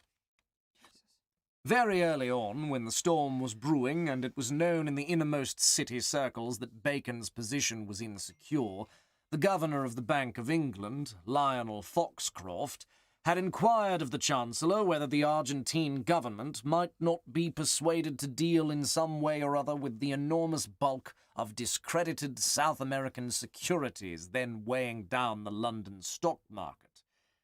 The interest rates have been at 5% since the first of the year. If the market had to assume Bacon's losses, the interest rate might rise to 6% or even higher. Well, you know what that means. No. Not really. Can you tell? That's what I am trying to do, says Malmquist as he squirms impatiently in his chair.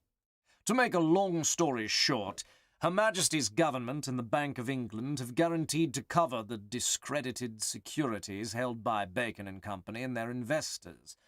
An audit of Bacon's books showed short-term liabilities totaling £3,250,000, a reasonable price to pay for long-term stabilization of the economy. Sounds good to us. We nod in agreement with Wigan's concession. Yes, except for one problem. So far, we have redeemed £4,570,000 worth of securities. If the opposition finds out, we could end up being the opposition next year. We'll save their bacon, but damn if they'll profit by it. Malmquist pushes back his chair, removes a gold watch from his pocket, and opens it. Well, that's all the time I have. Any help you can give us will be greatly appreciated. Good day. What are we looking for? £1,320,000. What else? The difference between what the audit showed on Bacon's books and the securities that have been redeemed. Where did these securities come from? Damn it, that's what Mason was to tell me. Sir Adrian bolts out of his chair. Bloody inconvenient. I certainly hope Holmes will apply his considerable talents to this matter. I am sure Mr. Holmes will be interested in this matter if it will throw some light on Mr. Mason's death. Yes, of course, we're all concerned with solving Mason's murder. If we can solve the murder and clear up this matter at the same time, so much the better. Good day. I'm so confused. I need to go back and look at all this again, because holy crap, that's a lot. That is so much information. Yeah, the dude totally seems anxious to me, too. I agree. What's his name? He's just pompous. Yeah. Adrian Malmquist. I don't think he's the murderer. But No, he's got 1,000 titles, and... yeah, I just, yeah. And why would he be going in there to steal anything? And he cares more about the money. Also, they had made copies of all the important documents, so it's not like he would have benefited from going into Mason's house to take anything. So I don't think he's the murderer, but somebody from Bacon and Company. Well, it also sounds like nobody would have benefited from taking... Unless it was to get information as opposed to take information away. So, but he was about to tell him where those whatever securities came from. That's what Mason was about to tell Malmquist. Right. So that information is probably what got him killed. Possible that the murder was a plan to stop the investigation from coming to fruition. Possible. To stop the investigation of In which case, it would Bacon be and Company. Bacon. Yeah. So it's got to be somebody from Bacon and Company, I think. I mean, I don't know. That might be where the wind is blowing right now, but...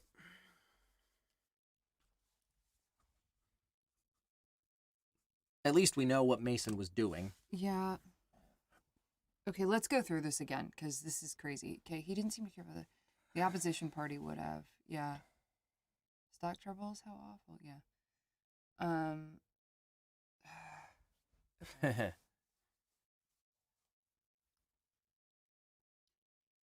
Cable fellow. Okay. Mason was to hand me over a report about irregularities. Yeah, Mason was... So, let's see. Bacon and Company, which is an investment house, was not doing well. Right. Because they were overcommitted in South America. They were dealing with Uruguay, Buenos Aires, and others. Anything in the paper about that stuff? Looking for foreign stuff. It's on the other, yeah. Not in that part of the world. No. Okay.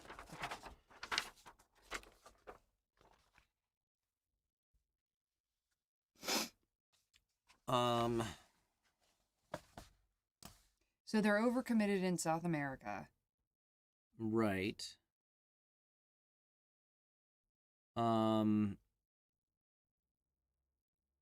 People were starting to learn that Bacon was not doing well.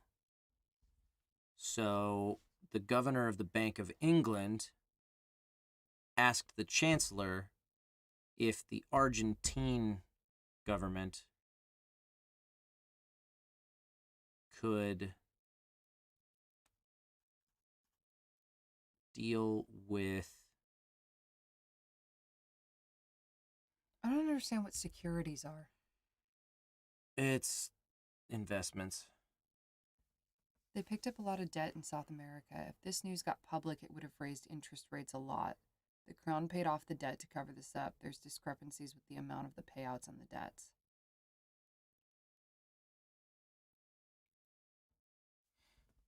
Right.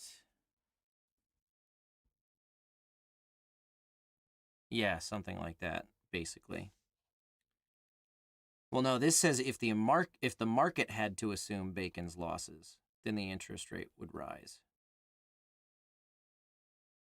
So that's if the crown paid off the debt, then the interest rates would rise.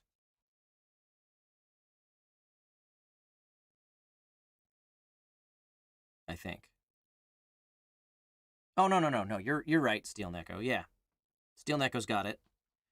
So the government paid $3.25 million to make the problem go away.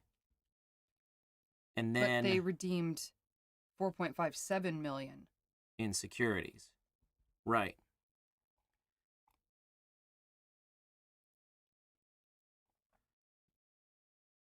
So they're wondering where that 1.32 went.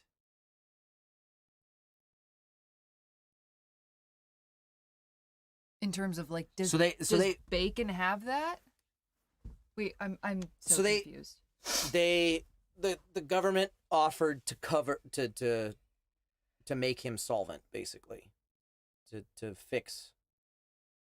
intervene and fix the problems with this government, with his debts to South America. You mean Bacon and with Company? Bacon, yeah, Bacon and Companies, yeah, sorry. So the government offers to intervene for Bacon and Company. Bacon and Company takes 4.57 million pounds to cover that up, to make the problems go away. Mason is in the process, or no, Mason comes in later, but they audit Bacon's books and they go, wait a second, you only owed 3.25. So why did you take 4.57? So they hire Mason to figure that out. What happened to that other 1.32? Okay. Okay. Basically, that's what I'm getting from it. I don't know. There's some old verbiage and some stuff dealing with things that are not my expertise. So yeah, not mine at all. I am not good with financial things. Several million pounds. Wonder how many kilos that is. Oh. So that's what Mason was working on. Was trying to figure out what Bacon and Company needed an extra 1.32 million for. Yeah, fuck finance. I'm so bad at this. This is really not my forte at all. I need to look up what securities are. Yeah, just to be safe.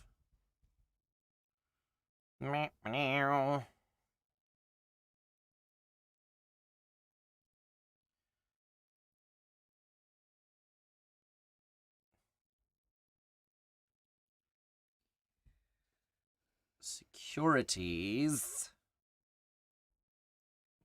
Search. Why is my phone so slow today? A thing deposited or pledged as a guarantee of the fulfillment of an undertaking or the repayment of a loan. Yeah, so we got it right.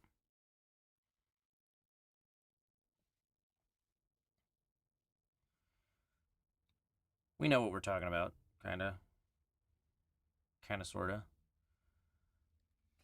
Okay. So. Oops. We need to go. Talking to Bacon and Company seems like a good idea. Yeah, I feel like I don't know how else we get anywhere from here. Yeah.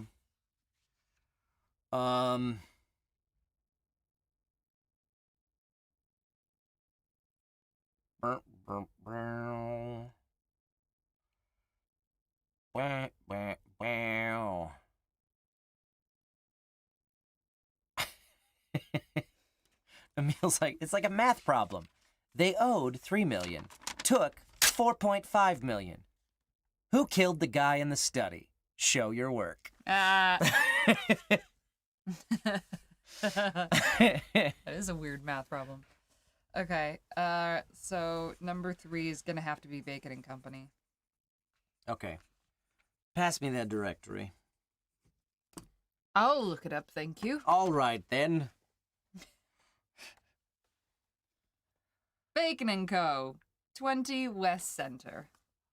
Okay.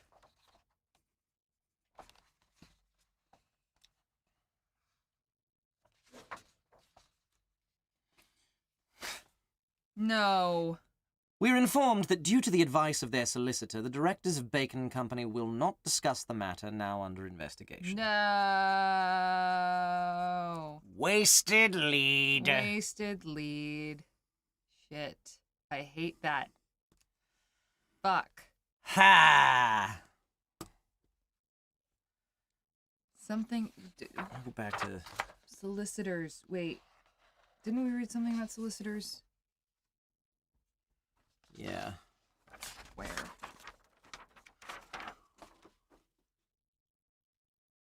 Oh, man. God damn it. Ugh. That's so annoying. Well, we've already lost. Just so you know. I will consider it a win if we can answer all the questions correctly. Yeah.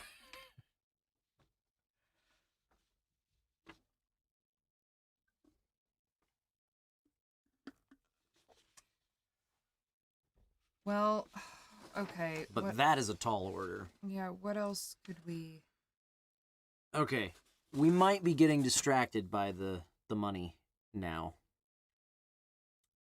Well, yeah, but it's not about the money, but it is about the motive. The motive for killing. Well, yeah, but the police don't seem to... They didn't find any evidence to say that his work with the Treasury was the reason he was killed.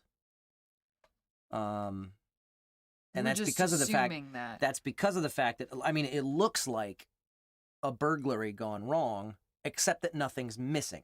Right. But they didn't come in with a weapon. They used a plaster statue that was on the desk. You know? So they didn't... It doesn't seem like this intruder came there to kill him, to me. Because if you're going to kill somebody, you're going to bring something to do the job. Yeah. Right? A knife, a gun, something. Right. You're going to bring the weapon. You're not going to pick up a statue that's in the house. Right. To finish him off, especially not when you're coming up on him and there's a struggle. Right. But there's nothing missing. So it wasn't somebody there to gain information, because if they were there to gain information, they would have taken something.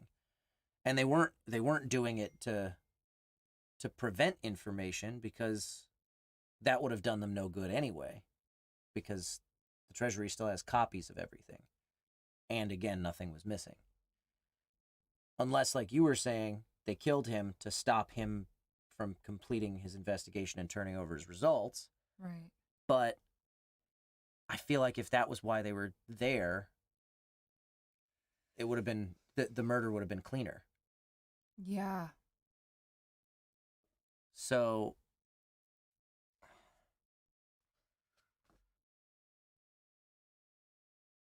Silver brings up that we could go to Scotland Yard and look at the papers that are on his desk. We could do that. I This could be totally there to throw us off completely, and maybe it has nothing to do with his job. Like, what if it has to do with the wife? Yeah. Like, what if there's like a lover or something like? Yeah, know what I know. mean? Like, what if it's something totally off of all of this? Right. Or something else to do with his job that doesn't have to do with the Treasury. Right. Like the people were bringing up the idea of loans and stuff. Loan, yeah. But with nothing missing from his study, why do you break into his house? You know? Why break into the guy's house? You're not there to kill him, because if you're there to kill him, you'll bring a weapon. So you're breaking into his house for some other reason, but you didn't take anything. Maybe you didn't expect him to be there. You freak out after killing him, and you just panic and leave and forget to take the thing that you came there for. Or maybe you did take something, and it's just something that nobody's noticed is missing. Right. Person could have brought a weapon. If they fought, the person might have dropped the weapon and grabbed anything they found. Yeah, possible, but there was no weapon found anywhere. Unless they picked it up before they left. If it was an evil mother-in-law. Just the thrill of breaking and entering. Yeah, that's not really how this game usually works. I have a feeling that if we go investigate the papers at Scotland Yard, we're going to find some of the same information we just got by talking to the Chancellor and nothing else. That's my suspicion on that lead. It's a good one to save for later when we're giving up all hope on beating Sherlock and just We've throwing already everything given at the up wall. hope at beating Sherlock. He's already got it by now. After 3 leads. Yeah. I mean, we did absolutely just waste one on the Bacon and Company thing. Oh, we're not gonna win. No, I know. There's no way. I just want to figure it out, but I want to do it. Razzie says go talk to the wife, which is not a bad idea at That's this not, point. and especially because they gave us the person. Yeah. Murray's another person that they mentioned, obviously, because he's got the statue and might have information. maybe.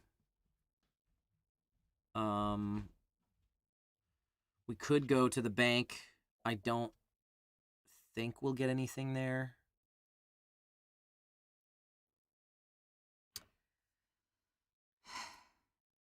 Let's go talk to the wife. Okay. Mrs. Edward Farmer.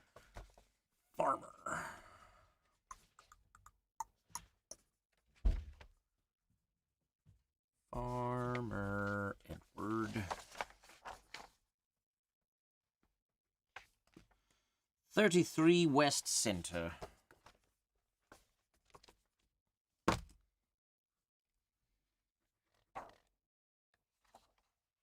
This is another wasted lead. I'm going to be so mad. It is, isn't it? Mrs. Rose Mason, her face pale against the black of her morning dress, joins us in the parlor. She is a handsome woman in her late 30s. We offer our condolences before asking the deceased accountant's wife to tell us just what she remembers of the previous evening's events. I went to the West End Social Club for my weekly whist game, as I do every Thursday night. I left Oswald alone at home, working on the papers he had brought there from the office. He's been so busy lately that he has had time for very little other than work. When I returned home about 10 o'clock, I went immediately to the study. Mrs. Mason almost loses her composure, but continues stoically. The place was such a mess. Books were strewn about, furniture overturned, and there in the midst of the wreckage was poor Oswald. I can't think of who would want to hurt him. He was the dearest man on earth. Why, only last week he gave me a Venus de Milo replica to commemorate our 17th wedding anniversary. We spent our honeymoon in Paris, and we often went to the Louvre to see the original. When I saw the statue broken into pieces... The rest of her sentence is lost in her sobs. We're sorry to trouble you at this time. We know it's hard on you, but we only have 1 or 2 more questions. No, please, I want to help. Was your husband expecting any visitors last night? No. In fact, he was looking forward to being alone. He said he only had a few hours' work left and that he could do the report for the Treasury at the bank the next day. Cecil, his brother, was to give us an anniversary party on Friday, and he... Mrs. Mason is unable to continue. Tearfully, she leaves arm in arm with her sister. Forgot about Cecil. So he could do the report the next day. That's interesting. Yeah. Also of note is the fact that the murder weapon was an anniversary present, which points to that possible this is all a red herring idea and it was a mistress thing. But if it was a mistress, why would they break in through the upstairs window? Yeah, that doesn't make sense. No. And also, why would there be a struggle like that? Yep. So probably not. I'm thinking, yeah, the weapon is just an opportunity thing.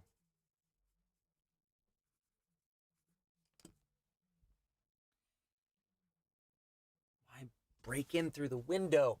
What were they there for? Because I don't think they came there to kill him. Oh, this is driving me crazy. I cannot, for the life of me, figure out the motive on this. We have no motive and no suspect. Maybe somebody from Bacon and Company.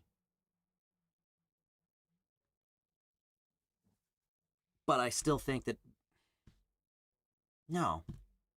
Somebody like that, they would have hired a professional.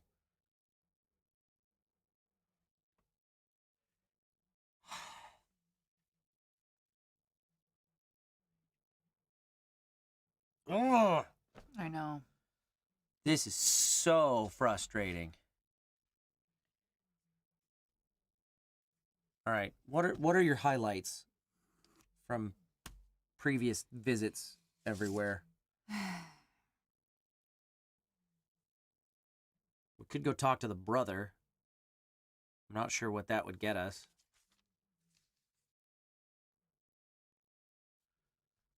Fallen Moon, I don't know how long ago you left. We went and talked to the wife and didn't really learn much. Other than the fact that the murder weapon, the statue, was an anniversary gift. He was not expecting any company, which makes sense because they came in through the upstairs window. Yeah. How the hell they got there, I don't know. So we could go look at the papers at Scotland Yard. We could go look at the remnants of the statue and any other effects that the criminologist has. Yeah. For forensic evidence. Yeah.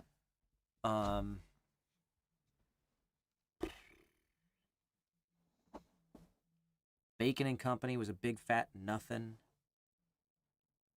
We've got nobody to follow up with on that lead right now. Unless we could find a lawyer that happens to be theirs, but I don't think we know who their lawyer is to know who to check on. Well, Edward Hall, lawyer at the Old Bailey Court, source of information on court cases and legal So affairs. we could find out who their lawyer is through him, probably.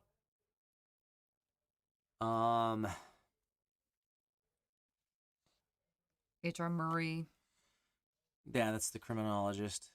Scotland Yard. I don't know. Jasper Meeks might be able to tell us when he died. I don't know if that helps us right now. Because we still don't know why they were there. And we know a window. Chase wants to get French toast. French toast. And is asking if we have any preferences. No, I don't know who makes good French toast? Magnolia Grill, I don't know. Unless the brother has something, but the only reason to go talk to the brother is if we have no other ideas on who to talk to, I feel like, because we have no reason to go talk to the brother right now.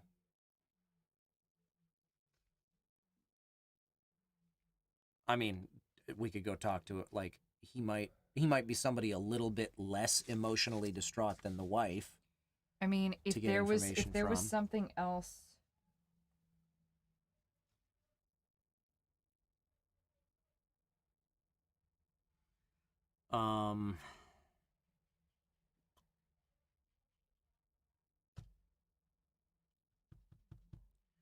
Hmm.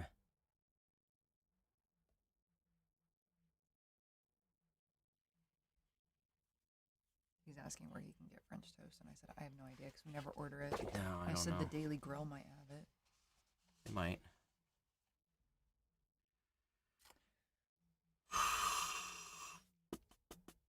Yeah, I don't know if the brother's gonna have something. This doesn't sound like something that we're talking to the shady. This is not something to do with the seedy underbelly of London. No. It's probably not something to do with Moriarty.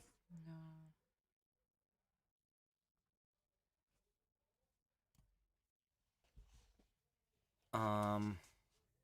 Screw it. Let's all just go get French toast. Emile says, I am so lost right now. Yeah, we all are, Emile. That's what this game does to you. It gives you hope, and then it dashes all of your hope. I never had hope on this one. Okay. I had a couple of possible theories that have basically, I mean, my theory is still a possibility, but I still don't have enough information to find out. Oh, this is frustrating.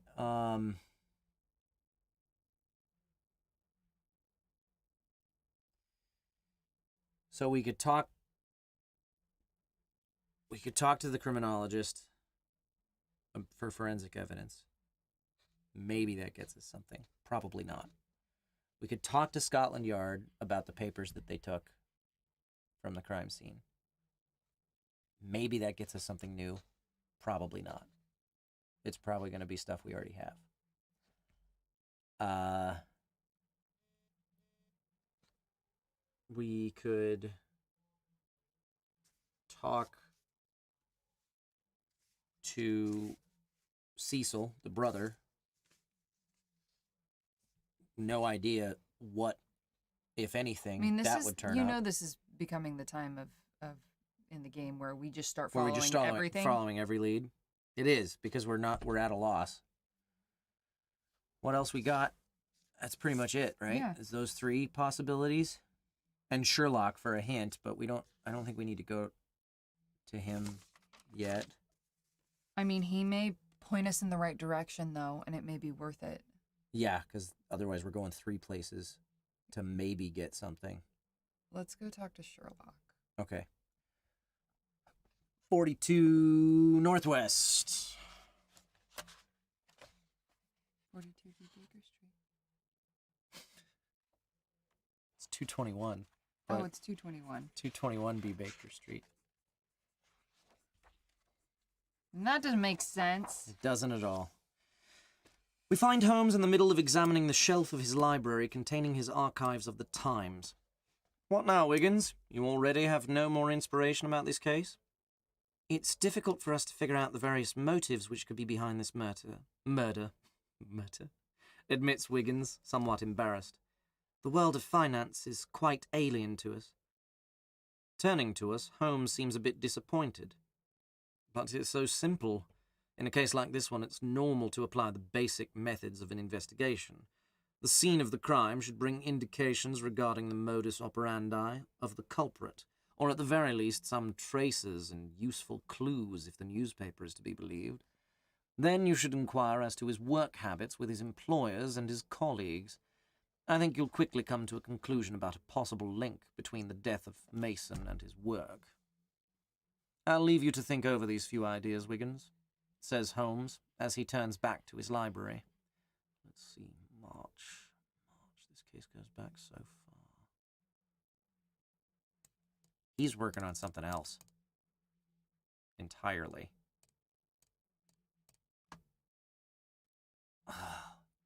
That's frustrating, because you know that's going to be a bonus question. Yep. Oh, God.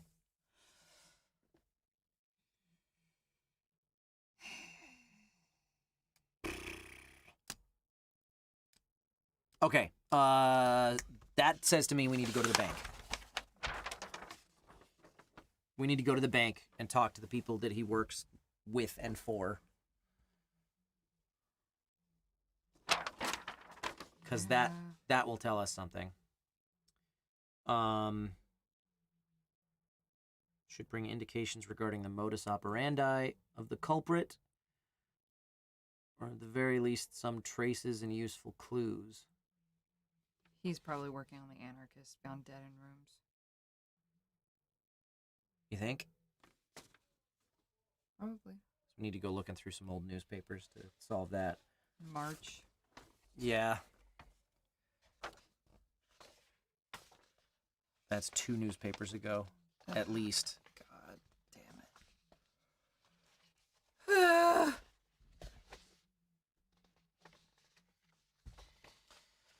Okay. Okay. So, the Bank of England. That's our next stop after that little visit. What do we want from the Daily Grill? I don't know. You pick your stuff while I look up the Bank of England. Oh, it's not in there alphabetic. I have to go back.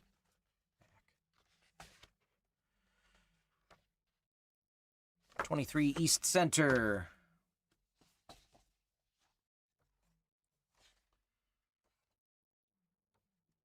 Where are you, East Center? I thought East Center was in the front. Okay. Mr. Ned Kimball, the chief cashier of the bank, receives us in his office. We find him behind a massive desk, which does his large frame justice, as we reckon his bulk to be well over 15 stones in weight. The silver-haired Kimball greets us affably, although he speaks with gravity and a shake of his head at the tragedy of Mason's murder. I just can't imagine why anyone would want to do such a thing. He was certainly well liked by all of his fellow workers here at the bank. How long has he been with the Bank of England? He started with us more than 15 years ago. He has always been one of our most trusted and valued employees, and 5 years ago he was enthusiastically approved as a choice for chief accountant despite his relative youth. As you may know, the bank is controlled by its directors, but they have little to do with the day-to-day operation of business. That is my responsibility.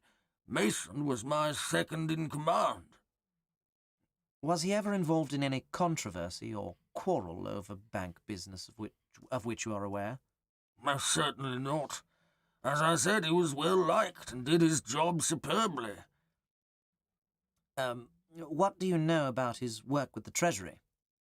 Very little. One of our responsibilities is to oversee government audits. This was Oswald's area of responsibility. This work is highly confidential. You will have to talk to the governor, Lionel Foxcroft, if you have questions about this. I'm sorry, that's all I know. Would you object to our checking out his office? No, I suppose that would be acceptable. I thought that Mason's secretary, Mrs. Mabel Brown, would be the best person to sort through his papers, but as she reported in ill today, nothing has been done in that regard. Could you give us a list of the other members of Mason's staff? Yes, I would be glad to. None of them are here right now, as I gave them the day off.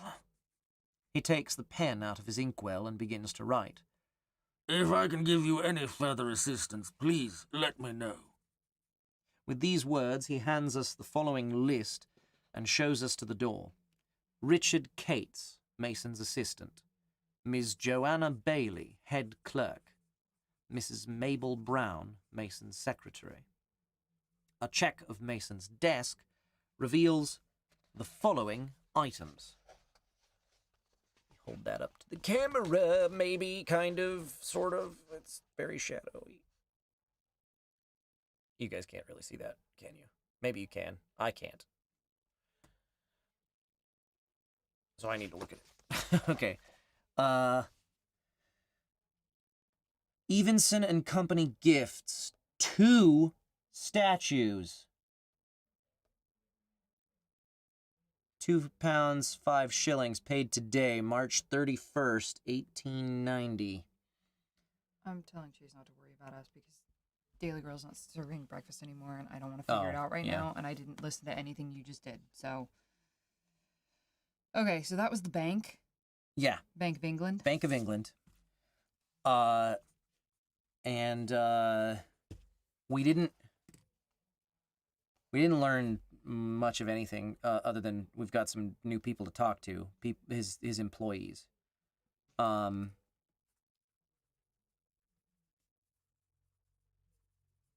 He was not involved in any controversy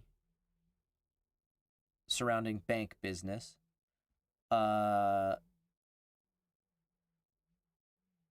This guy doesn't know anything about stuff with the Treasury, but we already learned all of that. Why did he buy 2 statues? That is a very good question, Katelyn. A very good question. Why did he buy 2 statues?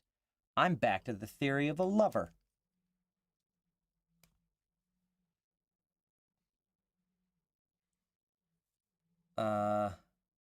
Aberdeen. Tickets to Aberdeen. Greece tickets.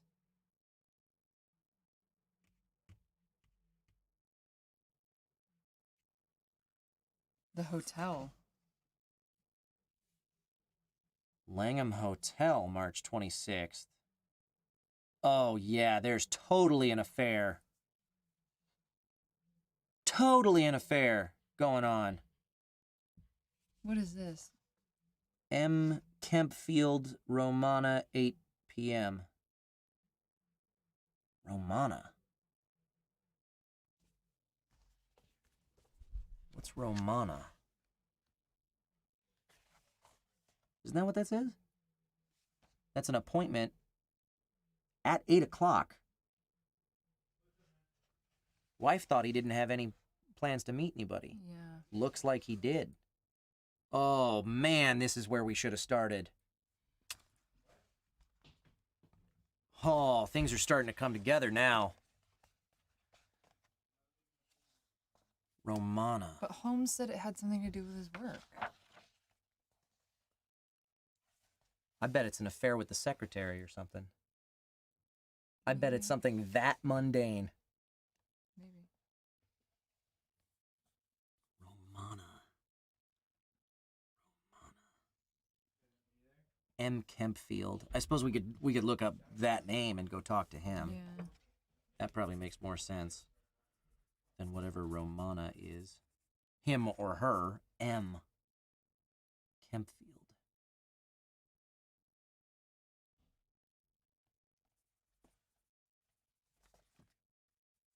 Langham Hotel, March 26th. So that was just a couple of weeks ago, I think.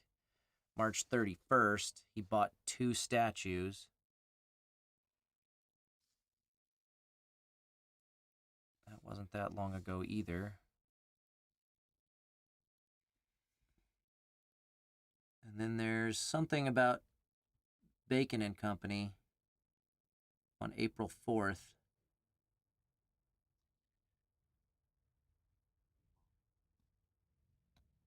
Withdrawal. Oh, but it was his account from Bacon and Company.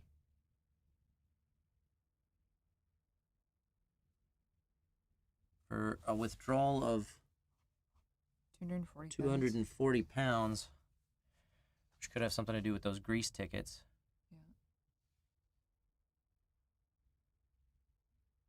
Yeah. Is that Aberdeen as well? That's Scotland, isn't it? Aberdeen? I don't know. Yeah, I'm definitely thinking an affair now.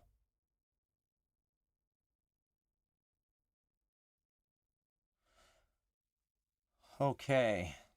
Yeah, Aberdeen is Scotland. That's what I thought. We could go to Evanson and Company Gifts to look at the statues. Wait a second. Wasn't there an ad about Evanson and Company Yeah. in the paper?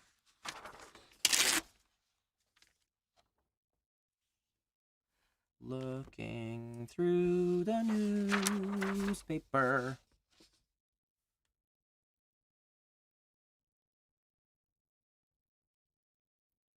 Well, I thought there was.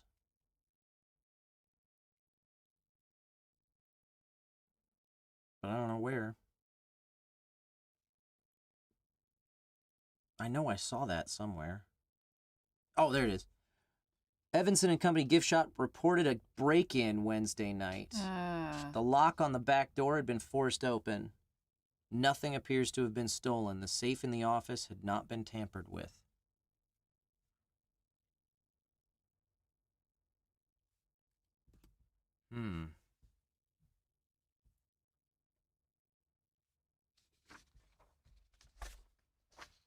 Why is somebody breaking into the gift shop where he bought the statues? Maybe the statue had something of value in it, and they needed to break it open to get something that was inside of it. Maybe that's why they came to his house. To find the statue. He bought 2 of them, though. Which makes me wonder if they didn't find anything in the first one at his house. Yeah. So they're still looking for it. No, it wasn't described as being hollow.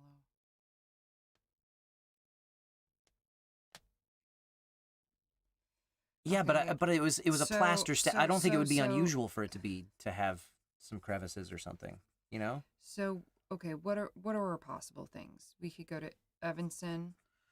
We could go to Evanson and Company. I don't think we're going to learn much there. We know he went and bought something. We know there was a break-in. Nothing was missing. He bought something on the 31st. That break-in happened Wednesday night. So quite a while after this. Yeah. Because it was the 9th of April. But that doesn't mean that whoever broke into Evanson and Company wasn't looking for those statues. Sure sounds like they were. They break in there on Wednesday night, and then he ends up dead the next day. Yeah. Sure sounds like they were looking for those statues for some reason. They break one over his head, which tells me they're not looking for the statue itself. They're looking for something inside of it, I think. Either they found what they were looking for inside of that statue, or there's another one out there somewhere that they're still looking for. Yeah. That's why I think he died. I also think there was an affair going on because his wife didn't know about this meeting at 8 o'clock. There's something about a hotel on the 26th that was paid for. Yeah. He bought a second statue, and he mentions tickets to Greece and Aberdeen that the wife didn't say anything to us about. Possible that this was plans for an anniversary trip. I don't know. Maybe she did mention something about plans for the anniversary trip. I don't know. But I'm still thinking that this is pointing to an affair, but I don't think the affair has anything to do with his death now. I think his death has to do with the statues. That's what I think. No, Emil, the statue is not the same thing as the marble replica. That's No, of that Queen was Anne. yeah, that was of Queen Anne. This And is the Venus de Milo. Yeah. I actually have one of those. You do. I have a Venus de Milo statue. I have to use the restroom really quick, so I'm Go gonna do for that. it.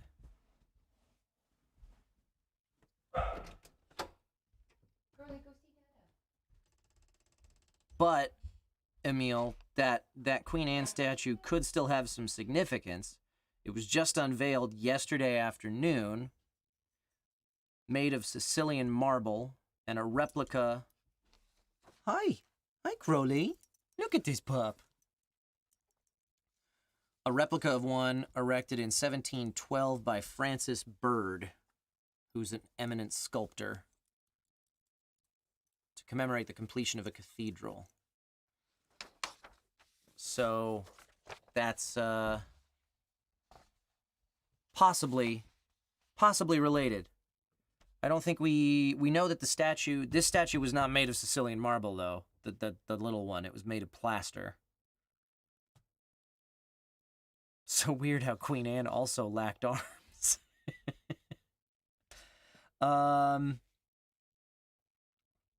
Yeah. So, I'm thinking for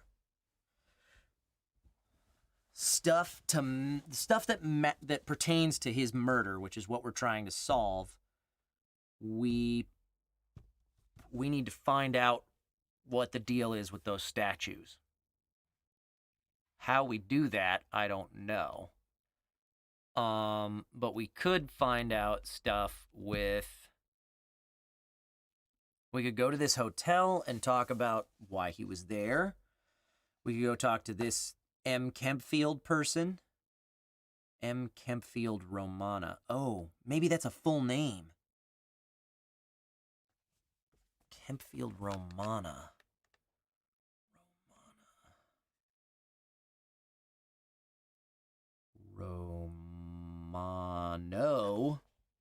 Romano Restaurant. Okay. It's a dinner.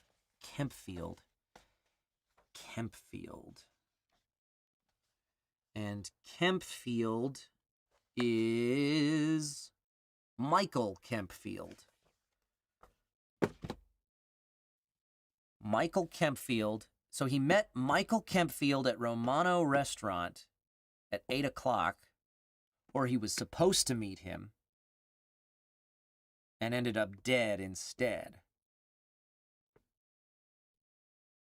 He said that he was going to publish his report, or he was going to be able to file his report with the Treasury the next morning. So that dinner could have something to do with that. Maybe. I don't know. And then we've got this Langham Hotel thing that we could follow up on. My wheels are turning in a lot of different directions. I don't know how we find anything about these statues beyond what we already know, unless there's something in the newspaper.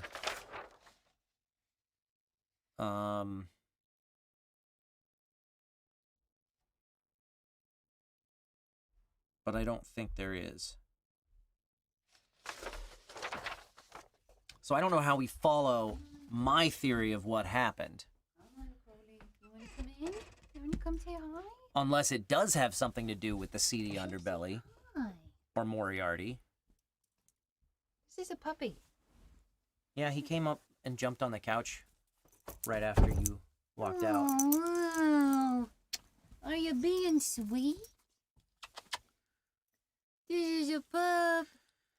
This is our boy. Now, Hi, boy. we went from having no leads to having an embarrassment of them. Yeah. We have way too many things to follow up on now. Yeah, we do. So Katelyn, you were not in here when I discovered. So many leads. Yeah. I looked up alphabetically. Romano, not Romana. Romano is a restaurant. Okay.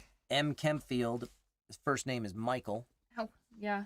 So he either met Michael Kempfield or was supposed to meet Michael Kempfield at 8 o'clock at Romano Restaurant, and his wife didn't know about this.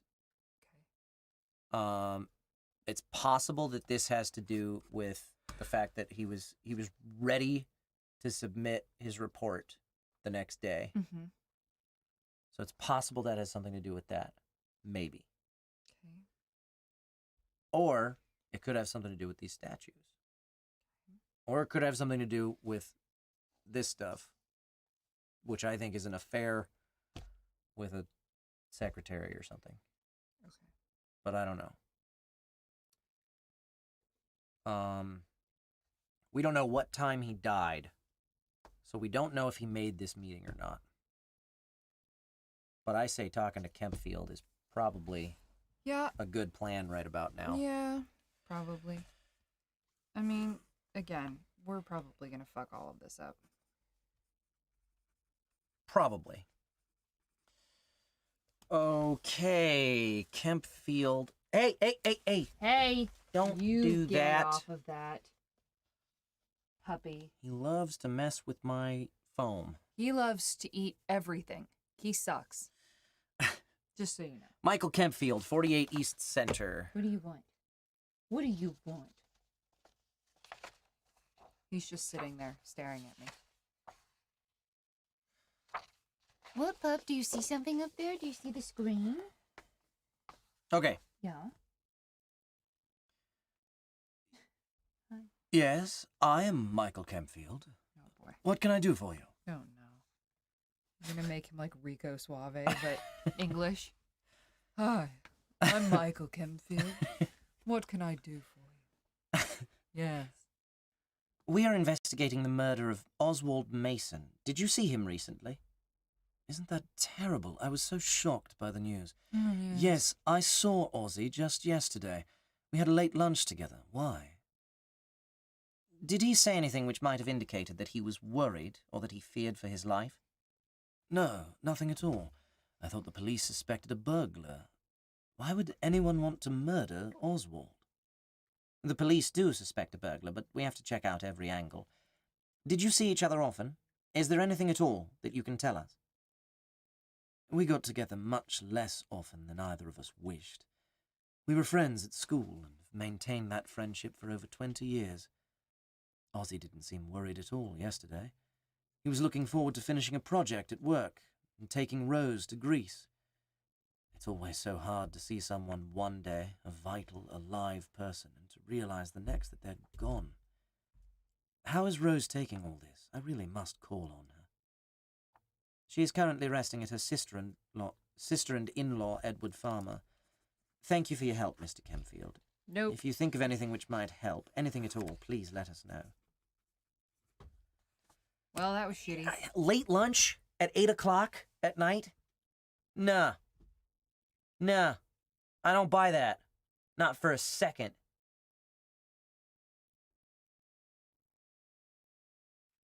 You know what I mean? There's something else going on here. Okay. I'm not saying he killed him. Unless, for some reason, this dude knows something about the statues, and I'm right on that wild hair tangent. I don't know. The tickets to Greece were a surprise for the wife.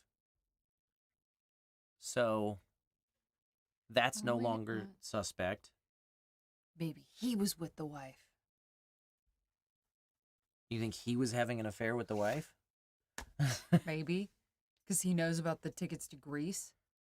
Because he talked to Oswald about it. At his late lunch at 8 o'clock at night. Crowley, What are you doing? come here. What are you doing, dog? Getting into things I'm not supposed to be. Getting into things. What are you guys thinking? Anybody out there in the chat got any hot takes on all this? Crowley. We could go back and talk to the people that he's worked with. God, I am really... Those statues, the fact that there were two of them is really bothering me. Yeah, I know. The fact that he's calling this a late lunch at 8 o'clock at night, that bothers me too. But I don't know where we go from here, really. We can talk to... I hate this game. I know. hate it. I know. We had 3 names of employees that we could talk to: the secretary, the assistant, Yeah. Those Crowley, guys. no bite. And you can just leave that door open. Crowley, out. Leave, child.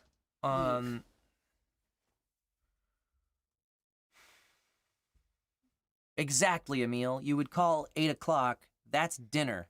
That is not a late lunch. But I'm sure he said late lunch because he didn't want to let us know that he was with the guy that was found murdered at 10 o'clock at night.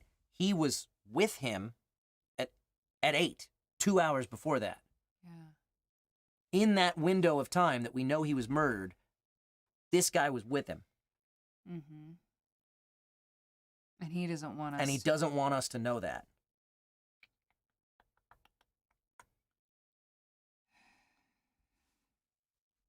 But he was murdered at unless the whole thing about the break-in through the window and the struggle and all of that is a setup. You know? Yeah. Unless this Kempfield dude killed him and staged all of it to look like that, but I don't know why, unless it has something to do with that statue. Yeah.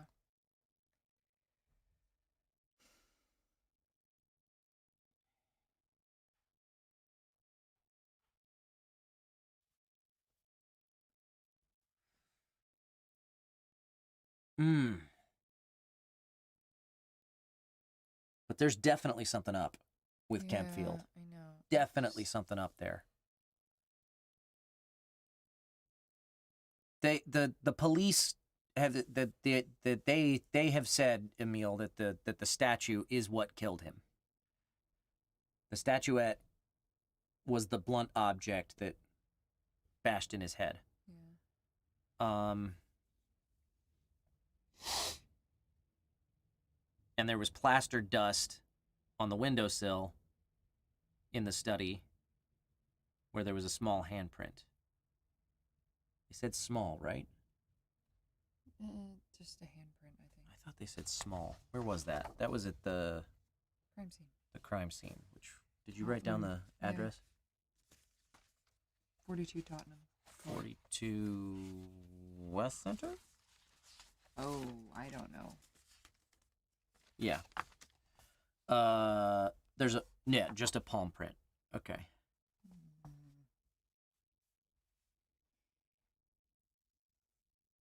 What was I going back to look at? I was going back to look at work, which is the Bank of England. We don't have that address written down.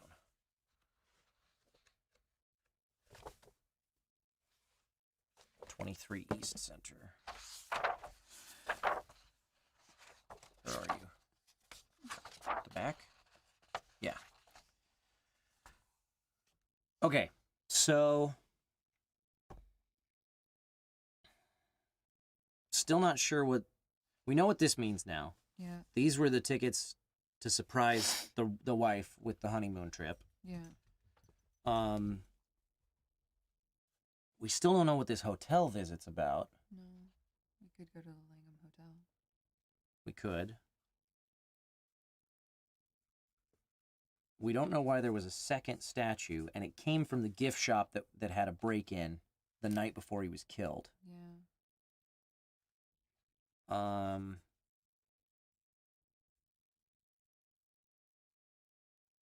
We also got a list of names of people to go talk to. Yeah. Which are people that he works with. They all have the day off, so we will find them at their homes. We've got Richard Cates, Mason's assistant. Did you write these names down? Yeah. Okay. Joanna Bailey and Mabel Brown. Right. Joanna Bailey's the head clerk. Mabel Brown is his secretary. So we could talk to them.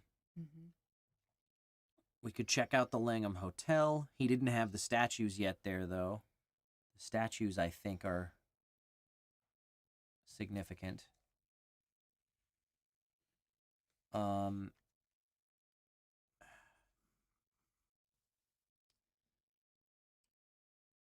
Did you ever watch Lost? One of the characters pretended to be a priest to smuggle hollow Virgin Mary statues full of drugs. Yeah. This could have something to do with the organized crime stuff with the statue. Maybe. I don't know. I don't either. Before we investigate another lead, Sherlock was muttering to himself, looking through old newspapers about March and how this case goes back so far. At the time, we thought he was talking about something else, which does make sense based on the cavalier way that he was like, oh, you haven't figured it out yet? Talking to us about the case we're working on. But we've now discovered something regarding statues that has me curious to go perusing. I think it's going to be in a March newspaper. I want to look at this one. That one's in 88 though. Oh. This one's 89. This is last year, March. All right. Let's see. What are you doing, Crowley? Crowley, no. Those are Mama's slippers. No.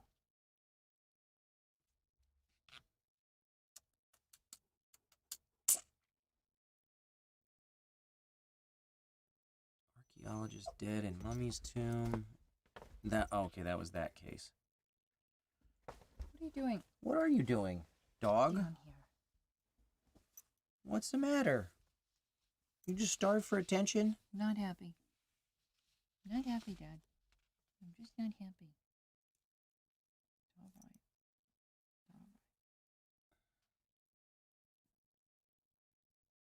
All right.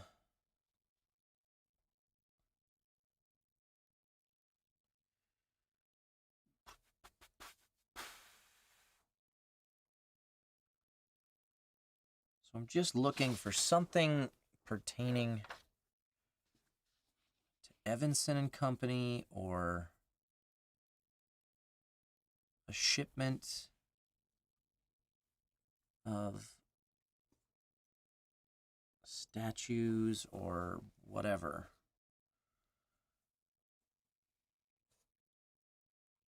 And I'm not seeing nothing.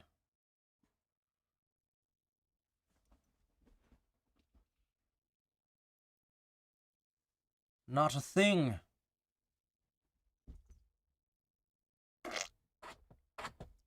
Hey. Stop it.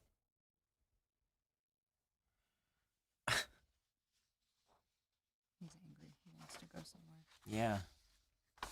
I don't know why he's so entitled about that right now.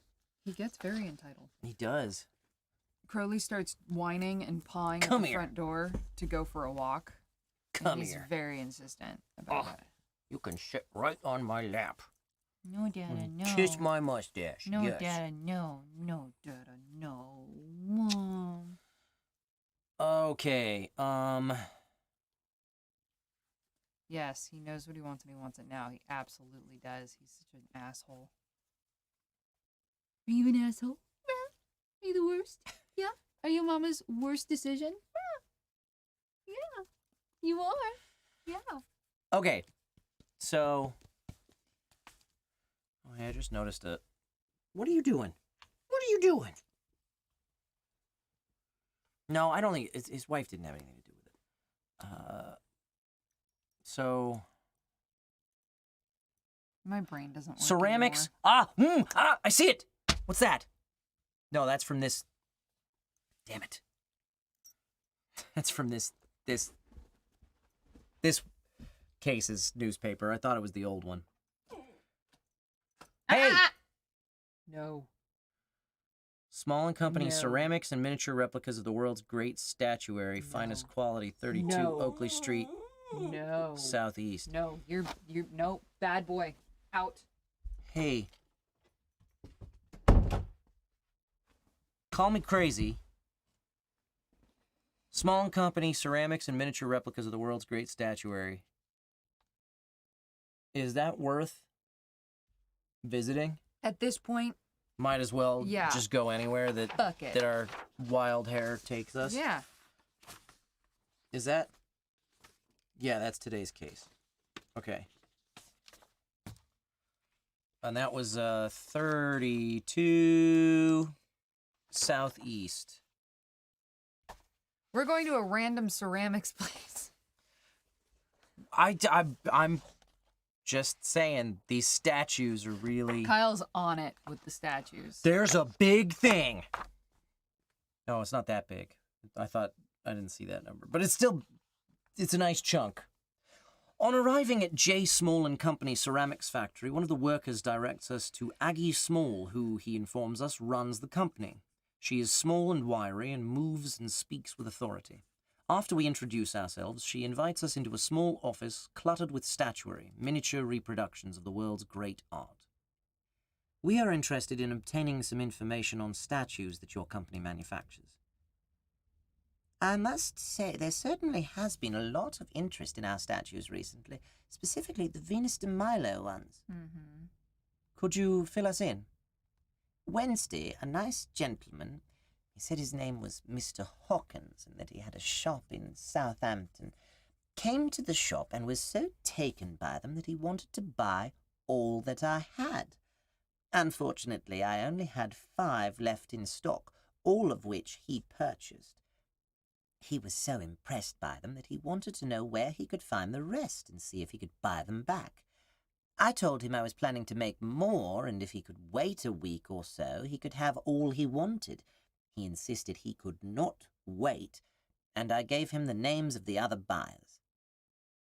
Could you give us that information? Yes, there were only 2. 5 went to Evanson and Company, and 5 more to the gift shop of the British Museum. Have these statues always been so popular? No, my husband made up 15 of them 3 years ago, but refused to sell them. Could we speak to your husband? No, he died a fortnight ago. We're sorry to hear that. Well, I must say, you are probably the only ones. You and the barman at the Red Boar Inn. Wow. Okay.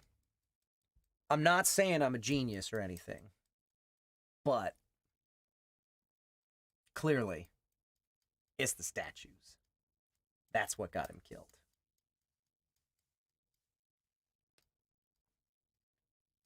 Okay. Without question. There's totes something illegal in these statues. Yup. Oh, mama!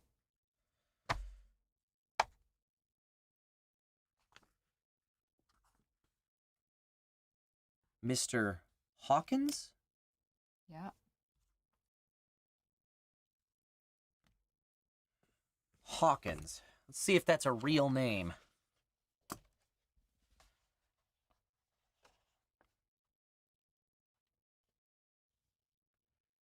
Hawkins.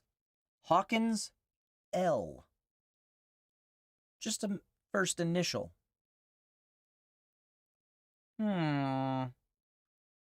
Curious. 11 Southeast. Shall we? Sure. Fuck. Our knock is answered by a young man with pleasant, albeit unremarkable features. Mr. Hawkins? Yes, can I help you? Mr. Hawkins asks with a puzzled look on his face.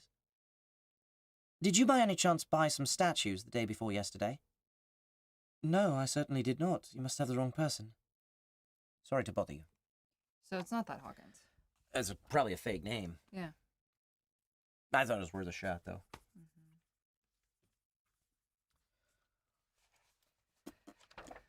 Okay. So, but I think we have found our suspect. We just don't know who he is.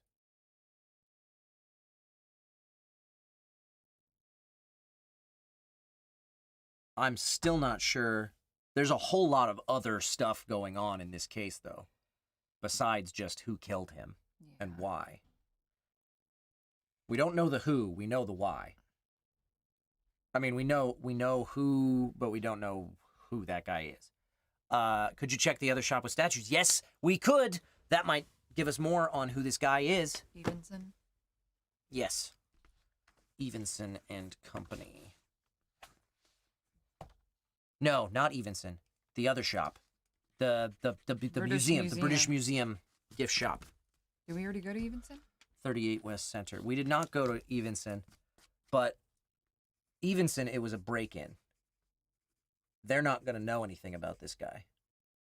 All right.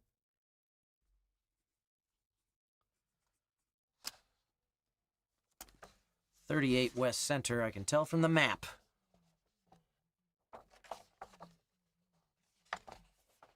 Oh, I'm going down a rabbit hole. Yes, we received a shipment of statues from J. Small and Company. I remember it well. 5 reproductions of the Venus de Milo. As a matter of fact, we sold the last 4 today, all to the same person. A beautiful young lady with long red hair and fair skin, who gave her name as Mrs. Smith. I am sure I've seen her on the stage, though not under that name, but for the life of me, I can't remember what her name is. Do you know who purchased the other statue? Yes, I do. Mrs. Smith asked the same question. It was purchased by Dame Smedley on April 3rd. Violet, the singer. Yup. And Errol. Welcome home, Violet. Those are the people who killed our guy.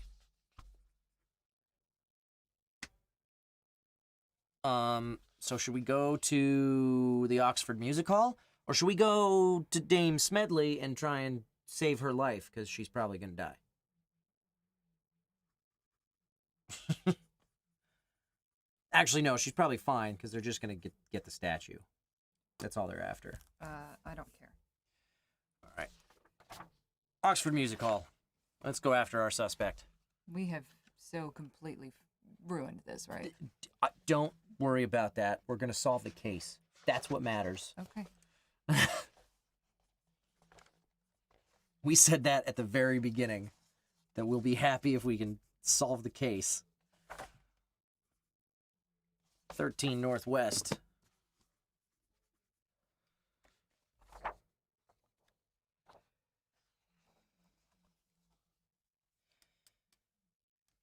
It sounds like you're looking for Violet Blue, responds the doorman.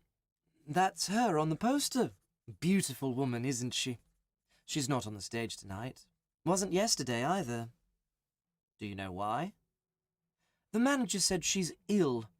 Sandra Gamble is her stand-in. She's a real beauty herself. You should catch the act. You won't be disappointed.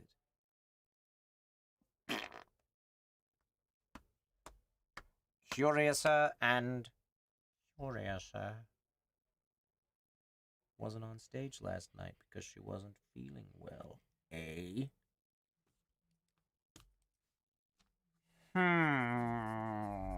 Where do we catch her? Dame Smedley? Maybe. That's where she's headed.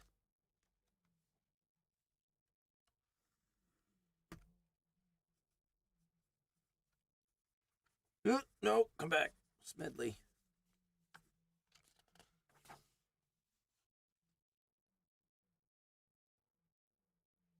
Dame Agnes, 47 Northwest.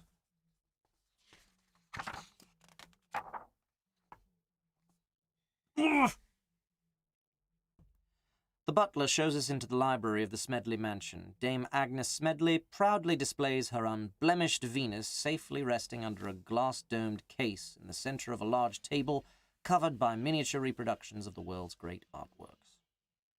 Why not find Violet Blue? She doesn't live here.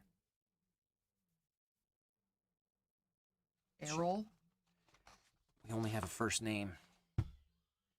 But I guarantee it's a joint operation between these two. This is Mr. Hawkins. This is Mrs. Smith. You know? Yeah.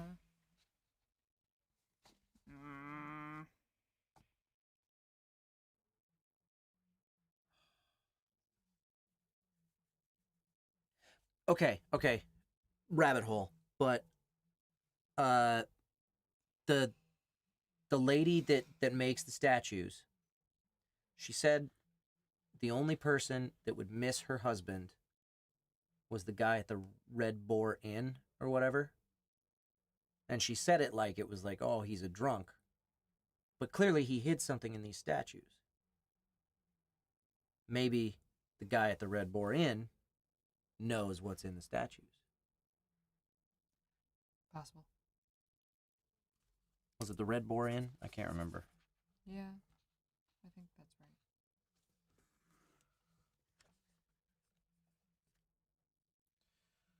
Yeah, 34 Southeast. The barman greets us amiably and becomes appreciatively talkative after we buy him a pint of bitters. Ah, old Johnny. He was a wild one, he was. Always expected him to come to a violent end. What a bloke he was. What could you tell us about him? I could tell you a lot of stories, mates. The time he got 2 women from the circus and... Those are not the stories we're interested in. What can you tell us about his business? His business? Oh, you mean that ceramics or whatever you call it shop? I don't know much about that. He didn't seem to spend much time at it. I think he bought it to satisfy his old lady. Seems like she wanted something respectable. As if anything could have made Johnny respectable. What did he do before he acquired his ceramic shop? Jeez, mates, I don't know. I only met Johnny 3 years ago when he bought his shop.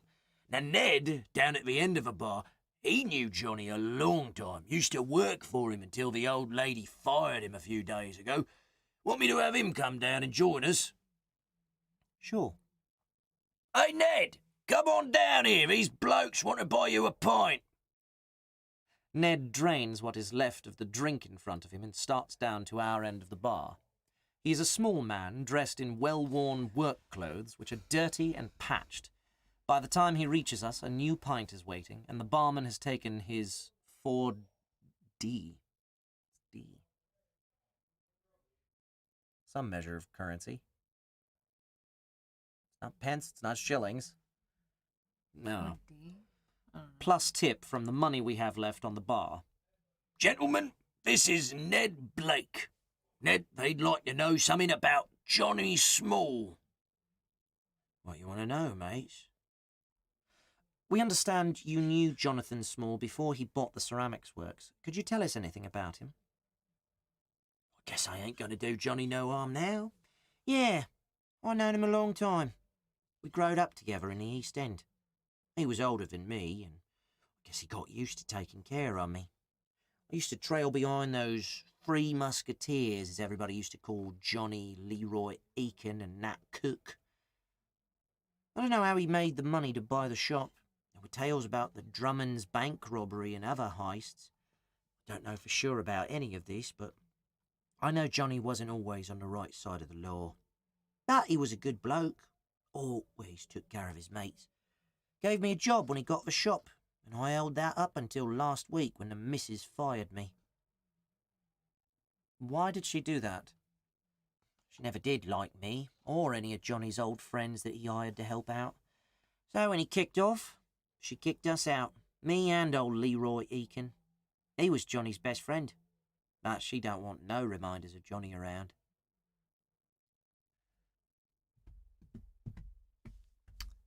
The shop is a front for something illicit. Yeah. Okay. Oh, yeah, no chance of beating Sherlock because we're following way too many leads at this point, but we're getting closer. I'm feeling it. Leroy Eakin? Sure. Yeah. 20 Southeast.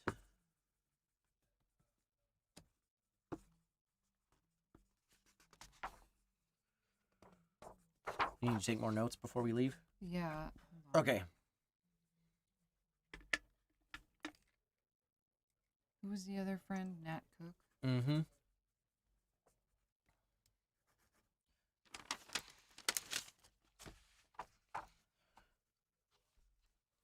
Yeah, I knew John Small. answers Leroy Eakin to our question. Leroy is a small man with the muscular build of a labourer. I don't see how that has anything to do with you. We would just like to ask you a few questions. We are trying to ascertain if there might be some connection between Mr. Small and a murder that took place last night. Boy, I'll tell you. Poor Johnny, here he is dead a fortnight and being accused of a murder from the grave. When are you going to leave the poor man alone?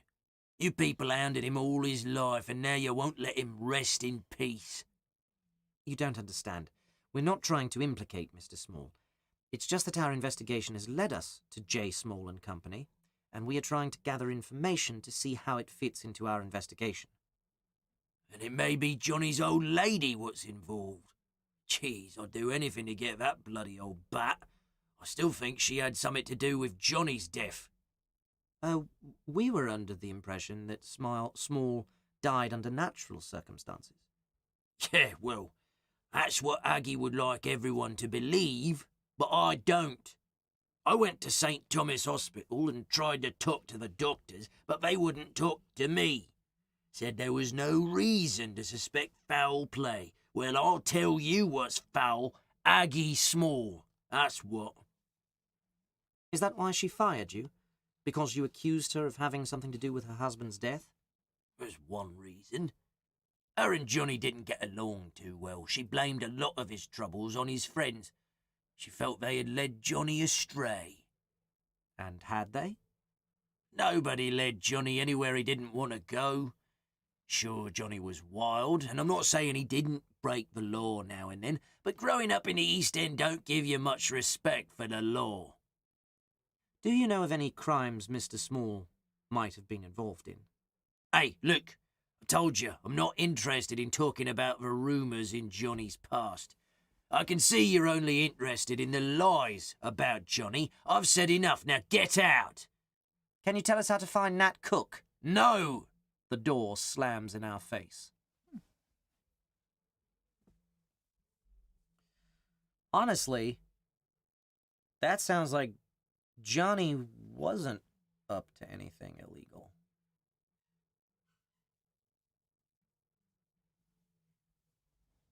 Yeah, no. And that throws me off. Yeah. Because if Agnes was stashing stuff in those statues, why would she be selling them all? Why'd she only sell them after her husband's death? Because she said because he insisted on keeping them. So up until this conversation, my head was in the space of, oh, so he was stashing stuff in those statues, and that's why he didn't want to sell them. But with him dead, now she's selling them, and whoever knew about what was in those statues is trying to get them back. But this conversation makes me think, I don't know, this throws me off. That whole line of thought. Yeah. Unless this guy's lying. Right. I don't know.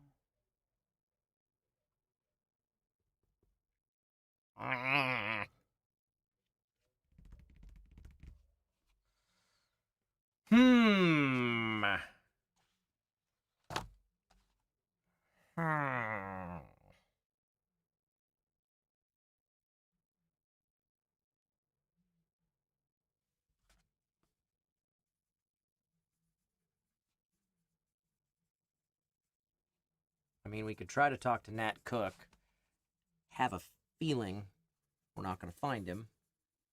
Because that question makes me think that if you go try to find Nat Cook first, he's not there or something. Because there was there was a question here. Can you tell us how to find Nat Cook?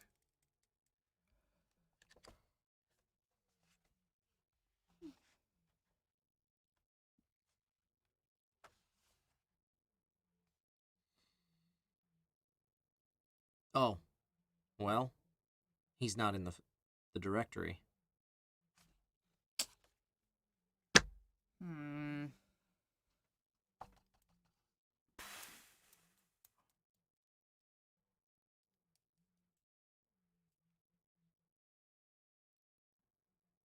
Oh, God, I feel like we're so close. At least to answering the question of who killed him.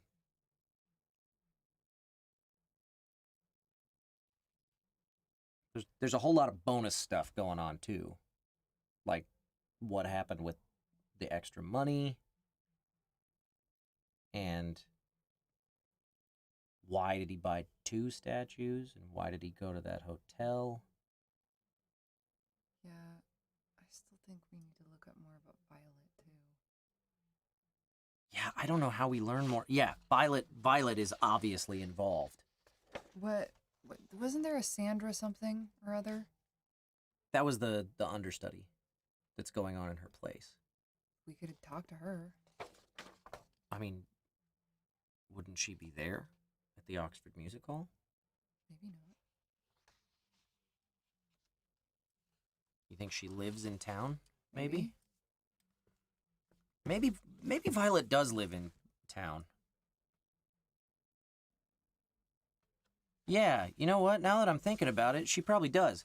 Because this says, "Welcome home," signed Violet, addressed to Errol. Yeah. Okay. Well, let's go see if we can find her at her house. And then we can try and talk to Sandra. What's her name? Okay. Blue. Not brown, blue. Violet. 49 East Center.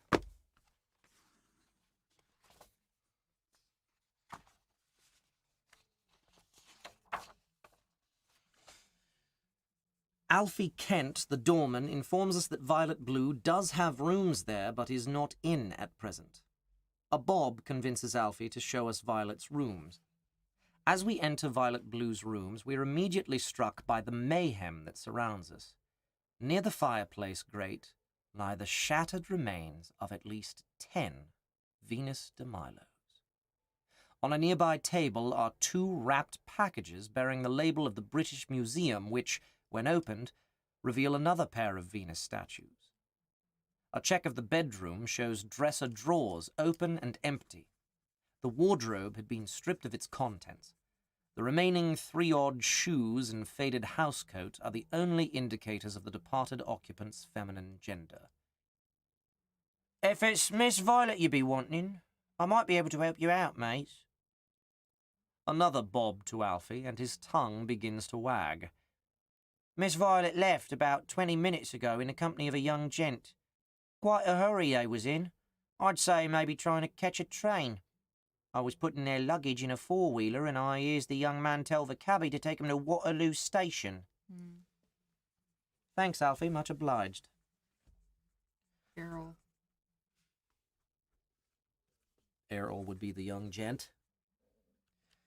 Better get to Waterloo Station. Quick, before they leave.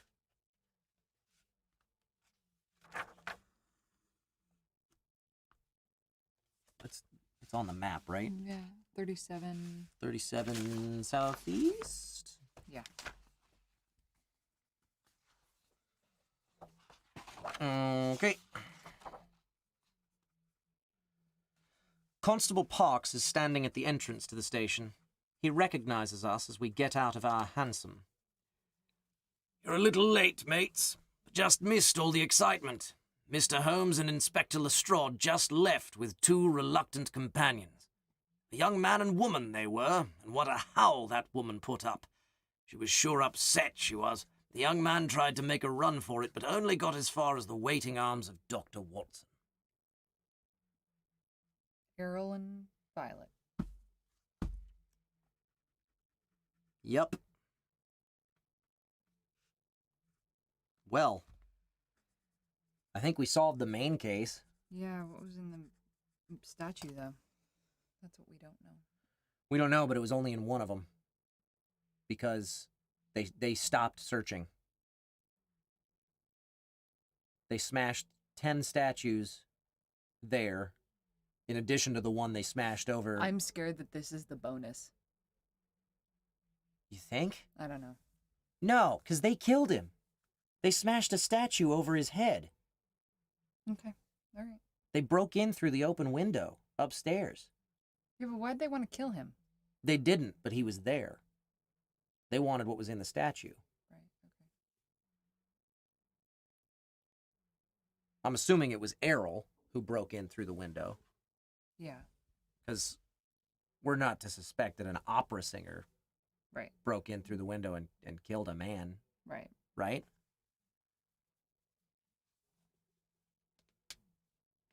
But what was in the statue is probably a bonus question. Probably also, there's a question somewhere about what happened to the extra money for Bacon and Company. Yeah. And a question about who he was having an affair with, because he bought 2 statues, and he had a reservation at a hotel room. Yeah. So we could probably find out about the affair talking to... The Langdon Hotel. I don't think we're going to find out much about... I don't think we're going to find out who the affair was with, going to the hotel. We'll just confirm that there was an affair, Okay. I think. But if we go talk to the secretary or the assistant or the head clerk, Yeah. my inclination is the secretary just because stereotypes, but but his assistant's also male. Oh, but then we've still got the friend that had the late lunch at 8 o'clock at night. Yeah. What's that all about? I don't know. Oh, I know.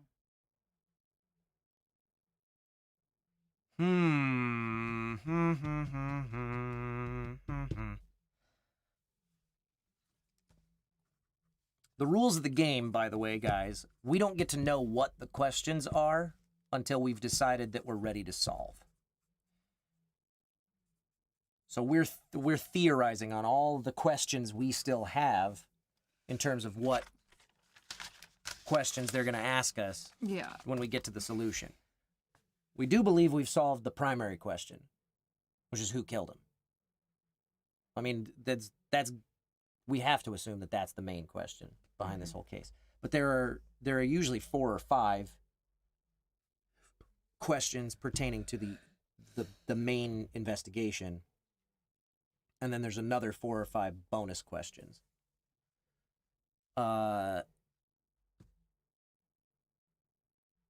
We don't know what Sherlock is looking at old newspapers for. Mm-mm.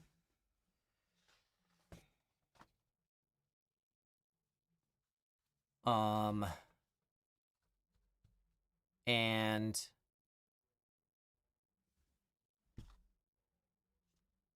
oh, look at that. Jonathan Small died in a hit-and-run carriage accident on March 30th. Huh. Could have been Violet and Errol. Mm-hmm. That wasn't that long ago. Mm-hmm.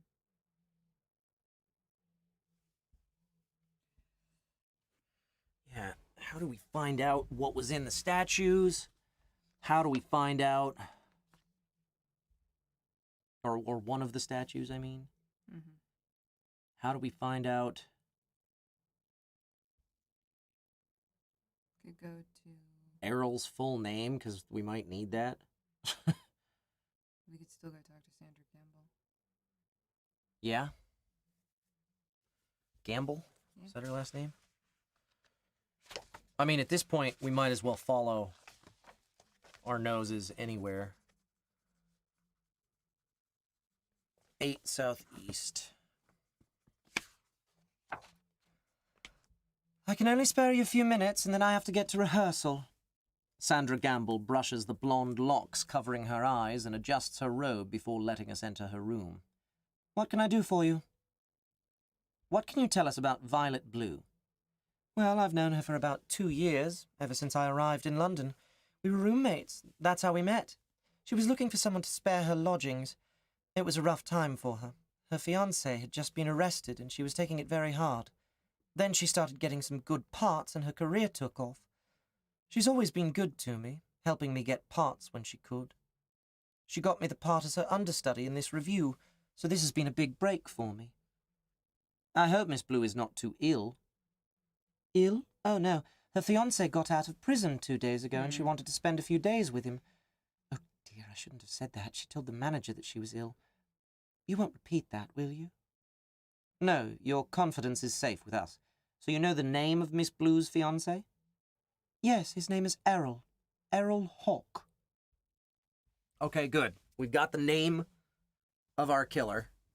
Errol Hawke and Now, Violet Blue. Errol Hawke killed the man, killed Mason, trying to steal the Venus de Milo statue because they were looking for something inside of those statues.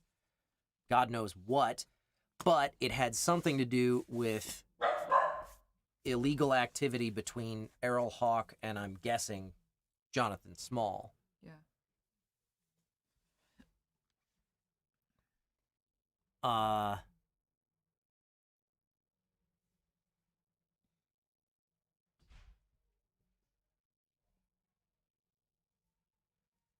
Why was Michael Kempfield lying about when he saw?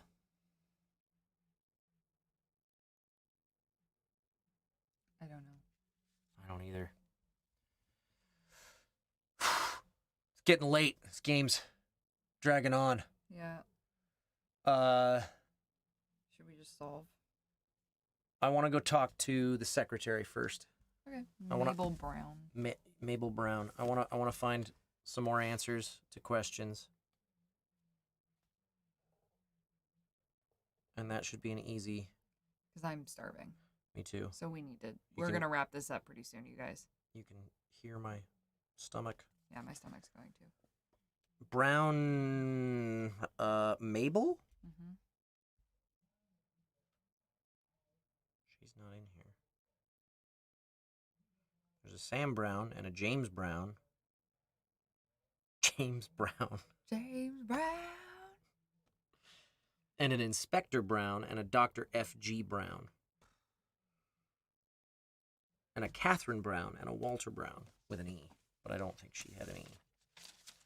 There's Joanna Bailey or Richard Cates. Mabel Brown's the one I want to talk to, though.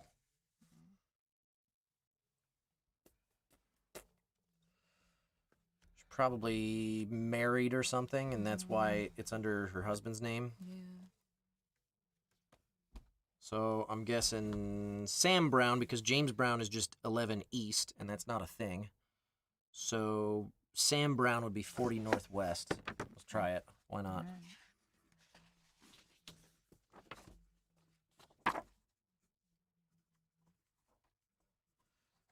We are met at the door of Mrs. Brown's lodgings by her landlady, Mrs. Quinn. After introducing ourselves, we inquire if Mrs. Brown is in. Yes, she is, poor dear. I've been so worried about her. She hasn't eaten in days, and she didn't go into work today. Has she been with you long? Close to 3 years, ever since she married Sam. It must be hard on her, Sam being gone so much.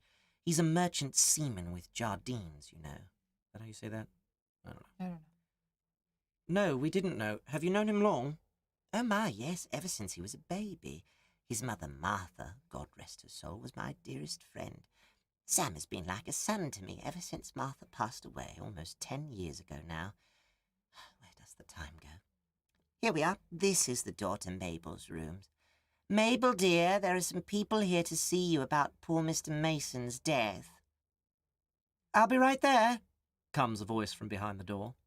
Seconds later, the door is opened by a young woman in her early 20s. She has flowing black hair, which emphasizes the delicate beauty of her ivory complexion. Please, come in. If you need anything, dear, just ring, says Mrs. Quinn, who has already started back down the stairs. How can I help you? asks Mabel Brown as we enter the room and she closes the door behind us. We understand that you have heard of Mr. Mason's death. Why don't I ever get to read the women? Read it. You never wanted to read before, that's why. Yes, this morning. Joanna, Miss Bailey from the office stopped by and told me the bad news. Ned, Mr. Kimball gave her the day off and she stopped by to tell me. How did you know Mr. Mason? Well, I've been his secretary for 3 years, ever since my graduation from Bedford. Do you know of any reason why anyone would want to murder Mr. Mason? Oh, no. He was such a nice man. He was so considerate, always remembering everyone's birthday. And last week he gave me a lovely little statue. At this point, the tears she's been trying to hold back begin to trickle. Little statue. At this point, the tears she's been trying to hold back begin to trickle down her cheeks. Joanna woke this morning and told me of Mr. Mason's death. As we were talking, I turned and saw the broken Venus on the floor, and it struck me as so sad. With this last, she breaks into loud sobs. I am sorry. That's all right, we understand. We are sorry to have to intrude at this time, but we have to check with everyone who might shed some light on this tragedy. I want to help. Please go on. Do you know of anyone at the bank who might have wished harm on Mr. Mason, or anything involving his work that would lead to his murder? No. As I said before, he was very considerate of everyone. He was well liked. His work was mainly routine and concerned primarily with the operation of bank audits. He has been involved of late with some work for the Treasury, but I know little of that. Mr. Cates might know more, but he often did work for government agencies. No, there is nothing I can think of that would cause such a consequence. Well, thank you for your help. We hope you will soon be feeling better. Thank you. I will ring for Mrs. Quinn to show you out. We meet Mrs. Quinn outside the door, and she leads us down the stairs. You want to read her? I hope Mabel isn't in any trouble. No, not at all. Just routine, we assure her. She has had so many problems of late. She and Sam always fighting when he's home and then being gone for such long periods of time. A hard life for both of them. I heard her crying last night after she came in. I should have tried to comfort her, but I was already in bed. Life is hard. Well, have a good day. All right, so he was having an affair with Mabel. He just broke it off last night. And that's why she was in tears last night. She probably smashed the statue when she got home because she was so mad at him. Mm-hmm. And that's that. Mm-hmm.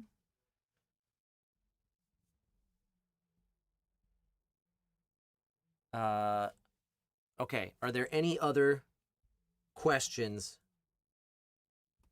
that we feel like we can find an answer to?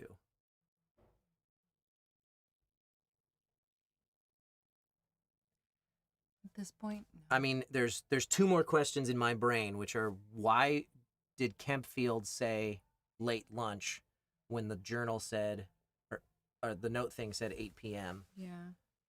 But now I'm thinking 8 p.m. was actually to break it off with Mabel. Right. So maybe he fudged the numbers in the booklet. Maybe he actually did meet Kempfield for lunch. Right. And then he said that he met him at 8 so that he could, if his wife ever asked. Yeah. Or whatever. Maybe. Mm-hmm. And the other question I have is what was in the statue? Yeah, I don't know. And I don't know how we find that. Unless we go talk to, like, Porky Shinwell. Yeah, maybe. We could if you want to. I mean, sure, why not? 52 East Center. I doubt it, but you never know.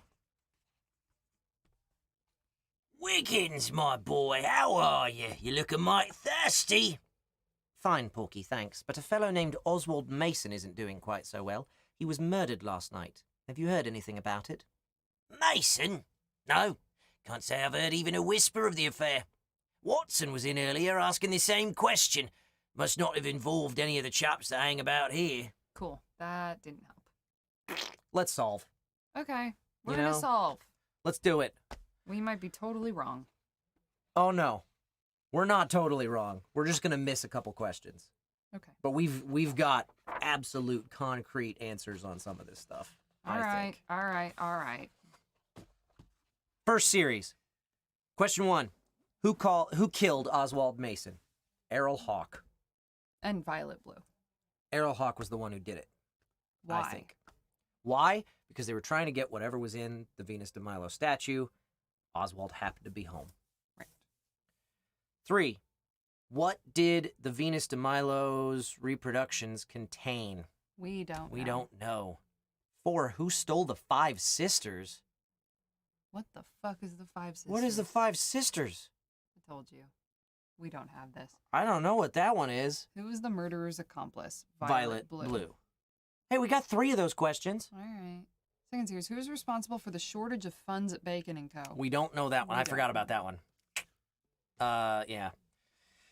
7. What is the distinctive sign of murders ordered by Moriarty? Oh, that's that case that Sherlock's been tracking back for forever. Ugh. What was found in the body of Jonathan Small? Please read chapter 37 Southeast Waterloo Station before proceeding to the solution. Oh, We've read Waterloo Station. we so have. We know. Yeah, we did we didn't not. get any of the bonus questions. No. The affair wasn't important. No. Um, The fuck are these questions? I know. The fuck is the 5 sisters? I don't know. All right, well, let's... Let's see. What is this? Oh, that's got the actual answers, but Yeah. first we read Oh, Holmes's God. solution.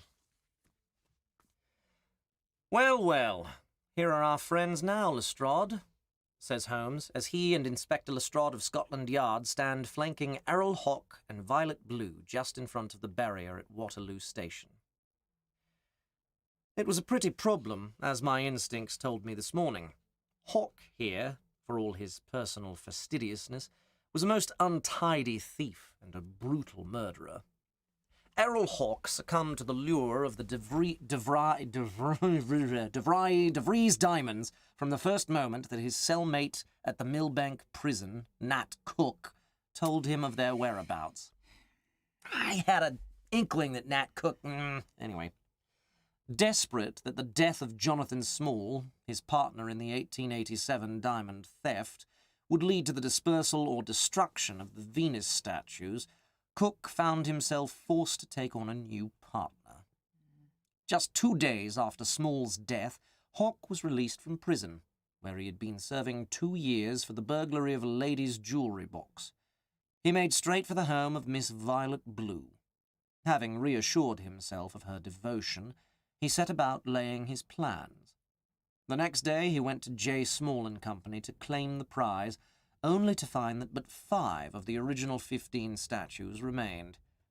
He purchased them, and posing as a Southampton dealer in objets d'art, he learned from Mrs. Small where the other statues had been sold as a precaution, lest the bundles he now carried did not contain the treasure. He took them to Violet's rooms, where together they broke them to pieces in vain. Errol then plunged into devising a scheme to track down the others. The next morning, continues Holmes, drawing on his disreputable black briar, Hawke went to Evenson and Company, gift shop, where he purchased the 3 Venuses still in stock, and learned that the other 2 had been sold. Unable to convince the manager of the shop to reveal the names of the purchasers, he resolved to get his information by reverting to his old trade of burglary. He entered the shop that night and took down the names and addresses of Mrs. Oswald Mason and Mrs. Mabel Brown from the shop shipping register.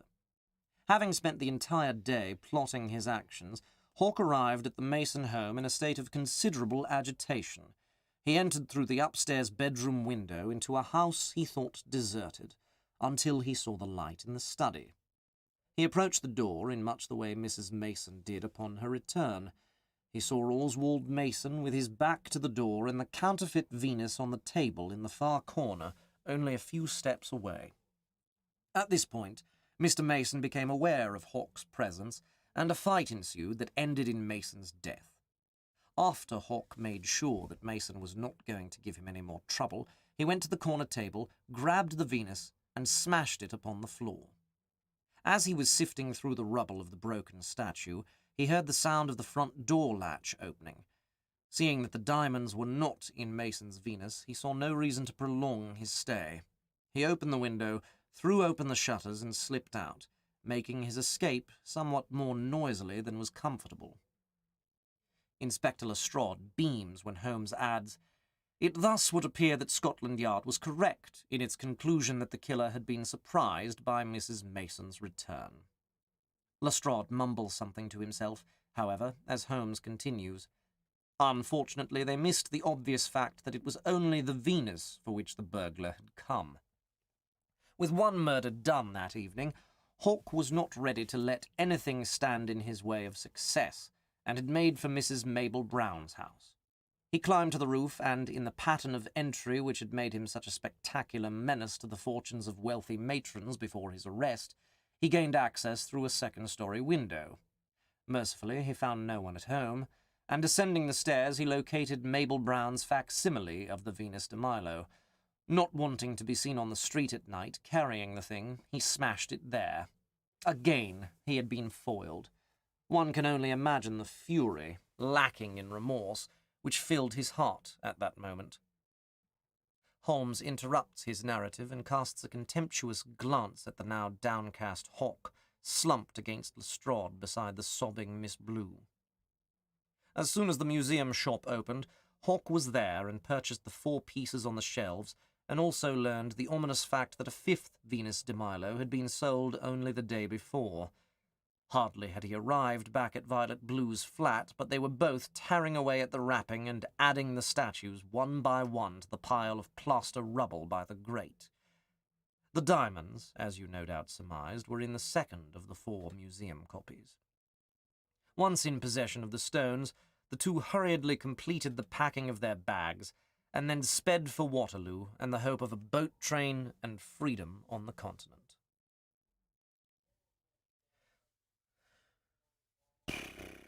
There wasn't a whole lot in there that we didn't know.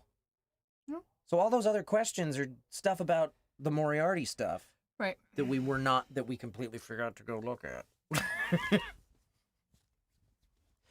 Holmes solved this case by following 7 leads. That's a lot for Sherlock. Yeah. Mason home, which is the crime scene, the Bank of England, Mabel Brown, Evenson and Company gift shop, which we never went to, J. Small and Company, Millbank Prison. Should have thought of that. And Violet Blue. He also used the following article from the newspaper: Deaths, Personal, Errol, and Miscellaneous Oxford Music Hall. We keyed in on all those. J. Small and Company Ceramics, yes. Evenson and Company Gift Shop, yeah. DeVries Diamond Never Found, from all the way back in March 1988. 1888. 1888, sorry. Which you told me not to look at. I did, didn't I? Ah! But I probably wouldn't have keyed in on it. No, because we weren't looking for anything like that yet. Oh my god. All right, so, I mean, we kind of already know what we're going to see in here. We're going to see some answers to the questions that we didn't know anything about. Right. But, first series, answer to question 1 was Errol Hawk. We were right. That's 20 points. Second question, why? He surprised Mason while attempting to steal the Venus statue. 20 points. We were right. What did the Venus de Milo's reproductions contain? Precious jewels stolen from the jeweler DeVries. We did not Which get. we did not get. Question 4, who stole the 5 sisters? Nat Cook and Jonathan Small. Are the 5 sisters That the must Jewels? be the Jewels. Oh, okay. Okay. And question 5, who was the murder's accomplice? Violet Blue. 20. Man, if I'd have known what the 5 sisters were, I probably could have guessed Nat Cook and Jonathan Small. Yeah. Okay, so we got 60 points. Second series. Who was responsible for the shortage of funds at Bacon & Co.? Michael Essex and Mitchell York, directors of Bacon & Co. That seems like a rather mundane answer to that question. What is the distinctive sign of murders ordered by Moriarty? A Roman coin is found on the victims. Okay. And what was found in the body of Jonathan Small? Traces of arsenic, probably administered by his wife. Whoa. Okay. So his wife killed him? Yeah. Huh. To tally your score, add the points obtained by answering the questions, then count the number of leads you followed, then compare the number of leads you followed to that of Holmes. 7 leads in this case. No. If you've followed more leads than Holmes, subtract 5 points from your score for each extra lead. If you've followed fewer leads than Holmes, add 5 to your score for each lead fewer. You'll thus get your final score. Minus something. How many leads did we follow? Just out of curiosity. 5, 6, 7, 8, 9, 10, 11, 12. 12? Yeah. So that's 5 more than him. Yeah. That's not bad. It's not good. That's 25 points docked. So we still had a score. Yeah, that's incredible, actually. That might be our best game. Oh, wait. No. Oh, we wait, followed wait. way more. 13. 13, 14, 15, 16, 17, 18, 19. Yeah, we have no score. 19 times 5. That's more than I can mental math.